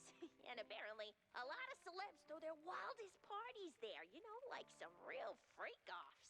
My other friend says it's all BS, though, so I need proof. That's where you come in. Tammy. No, listen, Jack. Word is, this whole loony business is a scam. A front for the real tinsel deal. If you ever make it there, snap a photo and bring it to me. I'll whip up something extra in return. Deal? Yeah, sure. I mean, come on. We literally burned down the thing that she was super excited about. I feel like we've gotta do this for her.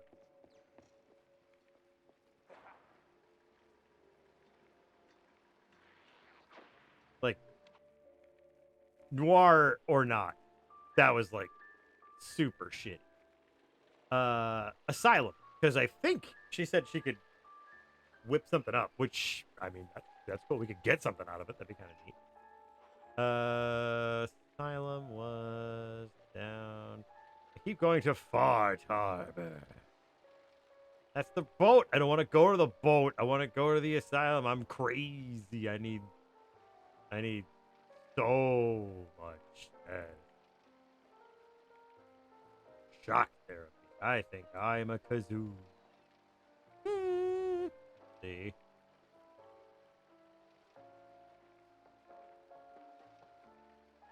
Do, do, do. I never thought I was a kazoo before, but I had decided to infiltrate the asylum thinking I was something crazy. So I decided I was a kazoo. And then I started thinking I really was a kazoo. It wasn't my best plan. But, you know, that's a castle. Nope, that's the nut house.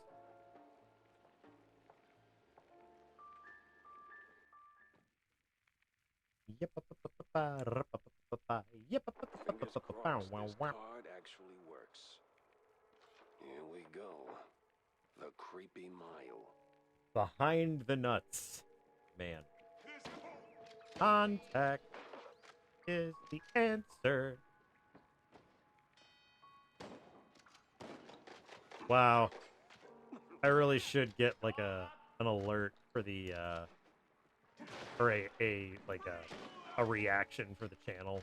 It's like 3, 2, 1 context.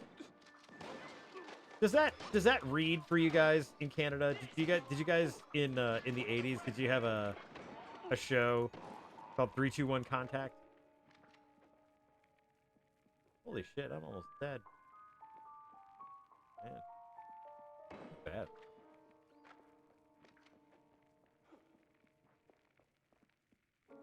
Contact is the answer.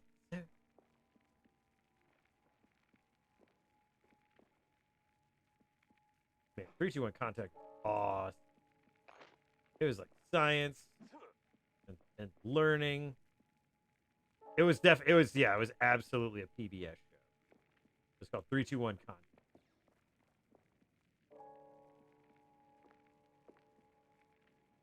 Whoa, whoa, whoa, whoa, whoa, whoa, whoa, whoa, whoa, whoa, whoa, whoa.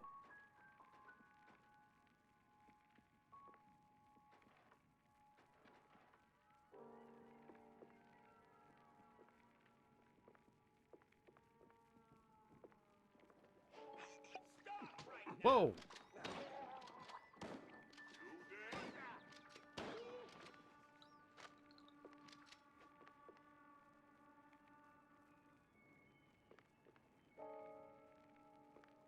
There was a person in there, and then they disappeared. They went poof.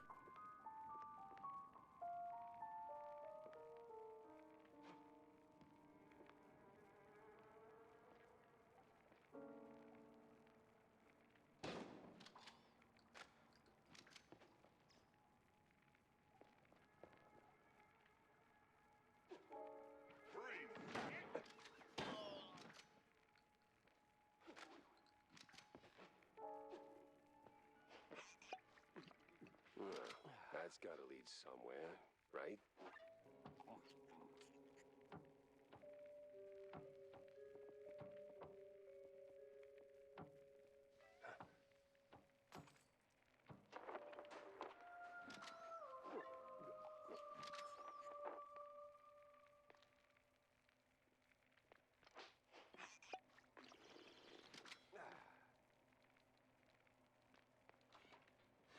Let me slip on my red shoes and let's dance.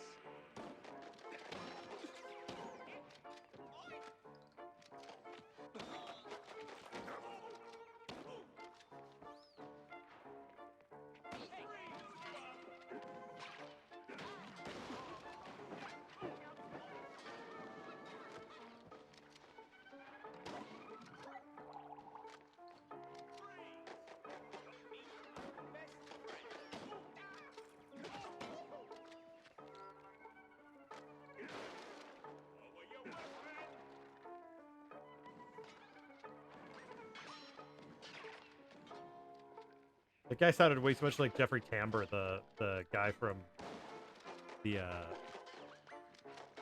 older dad from Arrested Development.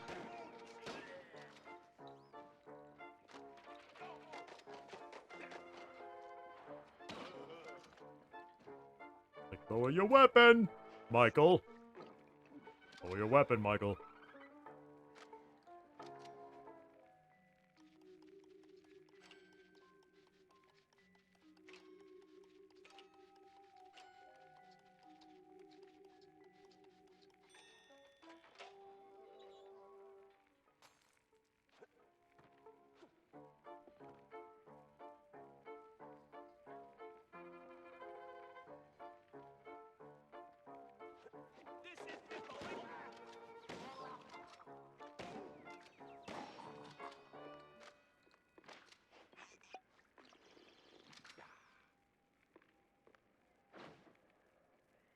Oh, for fondue's sake.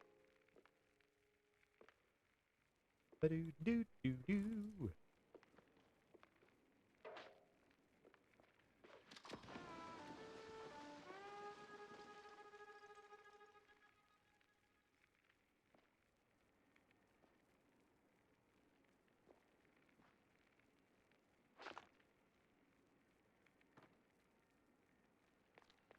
Oh, that's right. We actually find celebrities in here.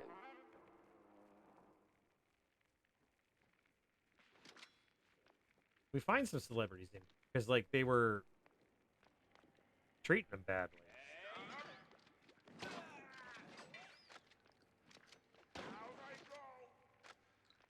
Down I go.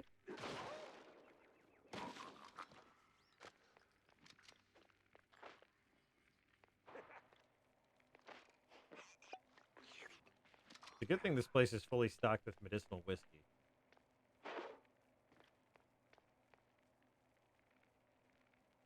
Top shelf character actor, now just a wash up blue head, extramarital affairs, could lean off his leverage. Funny thing, every so often I've heard Jimmy by his pillow, must be working with a crap little ghost or something. Okay, so I guess that's not what. Okay.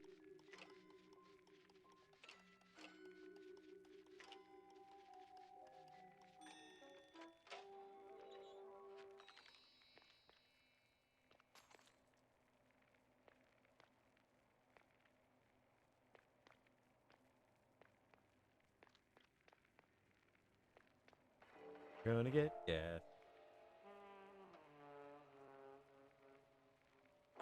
Whoa. This decontamination sure smells.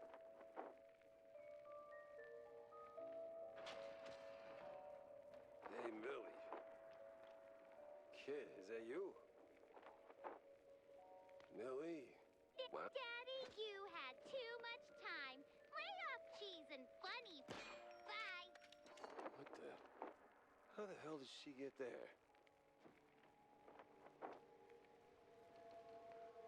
I'm beginning to think something's a little weird about this nut house.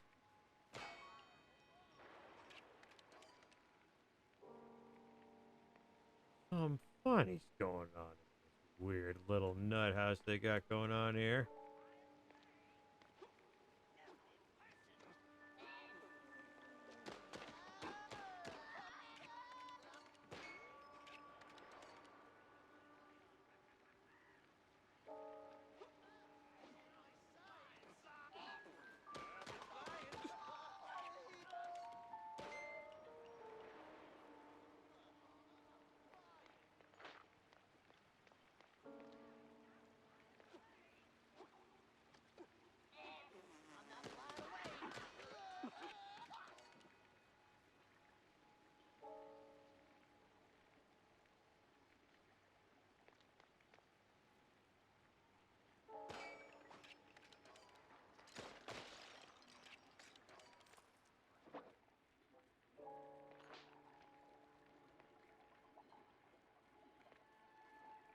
Mm-hmm.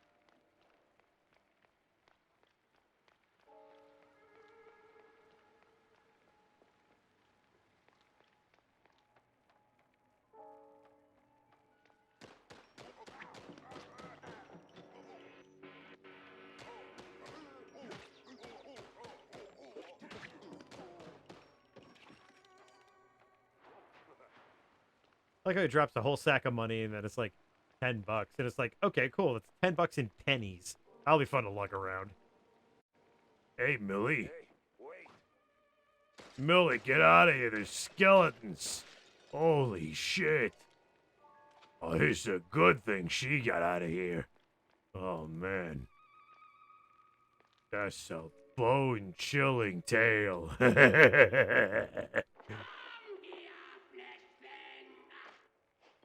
that brain just talk?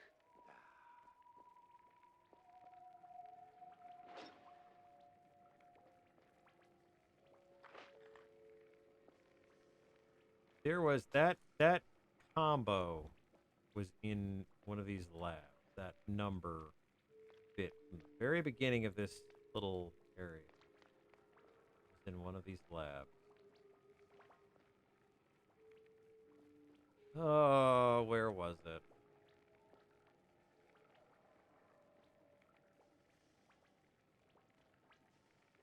I don't want the whole brain thing. Holy cheese, well, you got it. I gotta press on anyway, Did- so, Not that wasn't the number.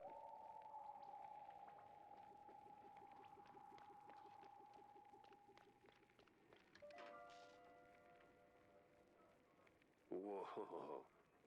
Rattle them, boys! Rattle me bones. That was a board game. Boy. When I think of the board games I don't have.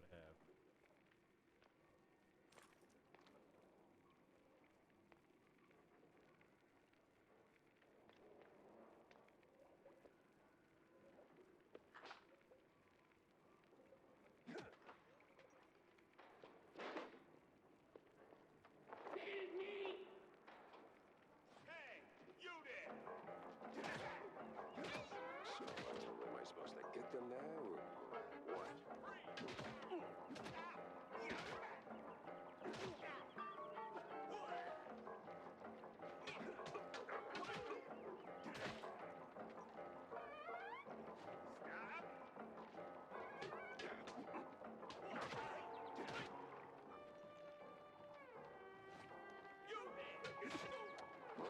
My foot's starting to hurt.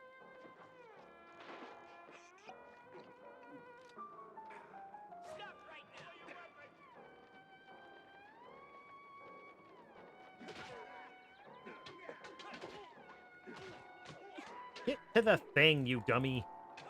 Come on. Do it. Ah, Of doom.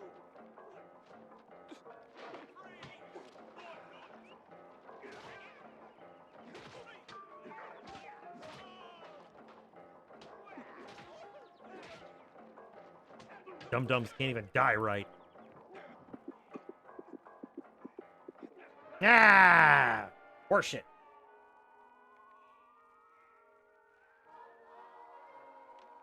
Try to make a teenager happy. Stupid. This game... stupid. Hey! Burned down a frickin'... Cool. Burned down an opera, so... Trying to make a teenager feel better. Bunka, bunka, bunka, bunka, bunka, bang, bang. So, am I supposed to get them now, or what?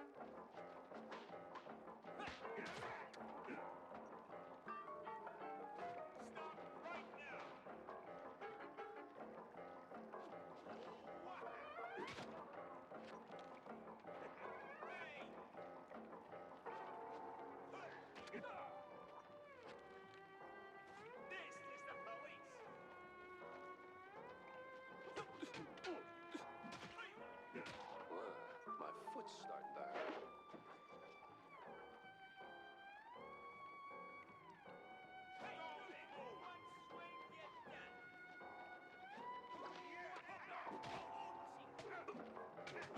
A kick of doom.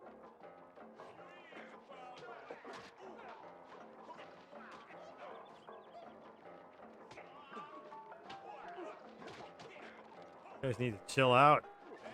I don't even know what I just did. Well, that's not something you run into every day.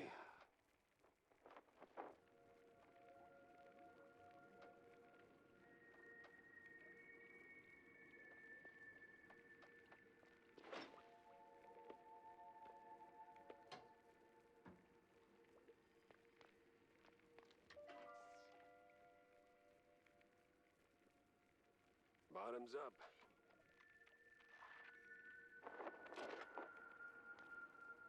Return to your little overlord. I've forgotten about that bit.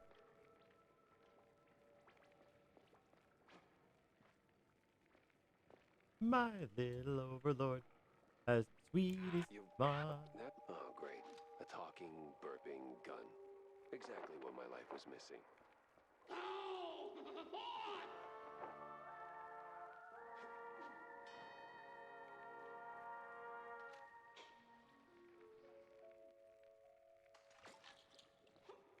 Oh, we're full. Okay. Dear little overlord, say yo what. Stop right now!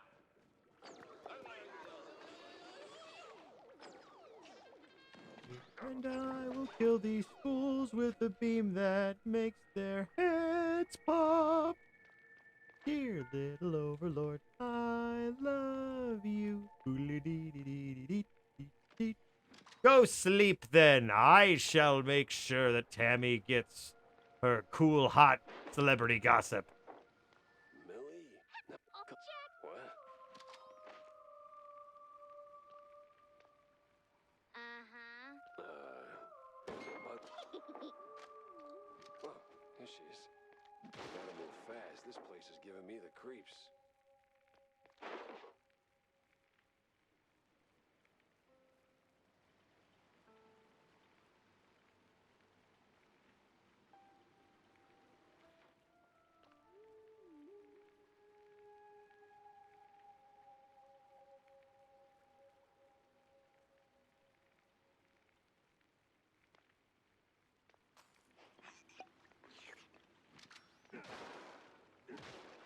I just want to finish this mission, otherwise I'll forget what I'm doing.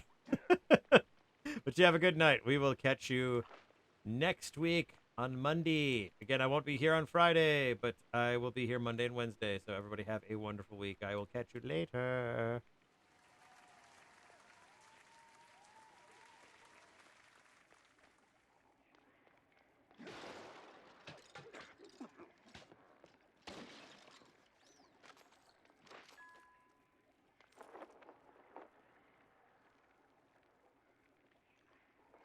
There we go.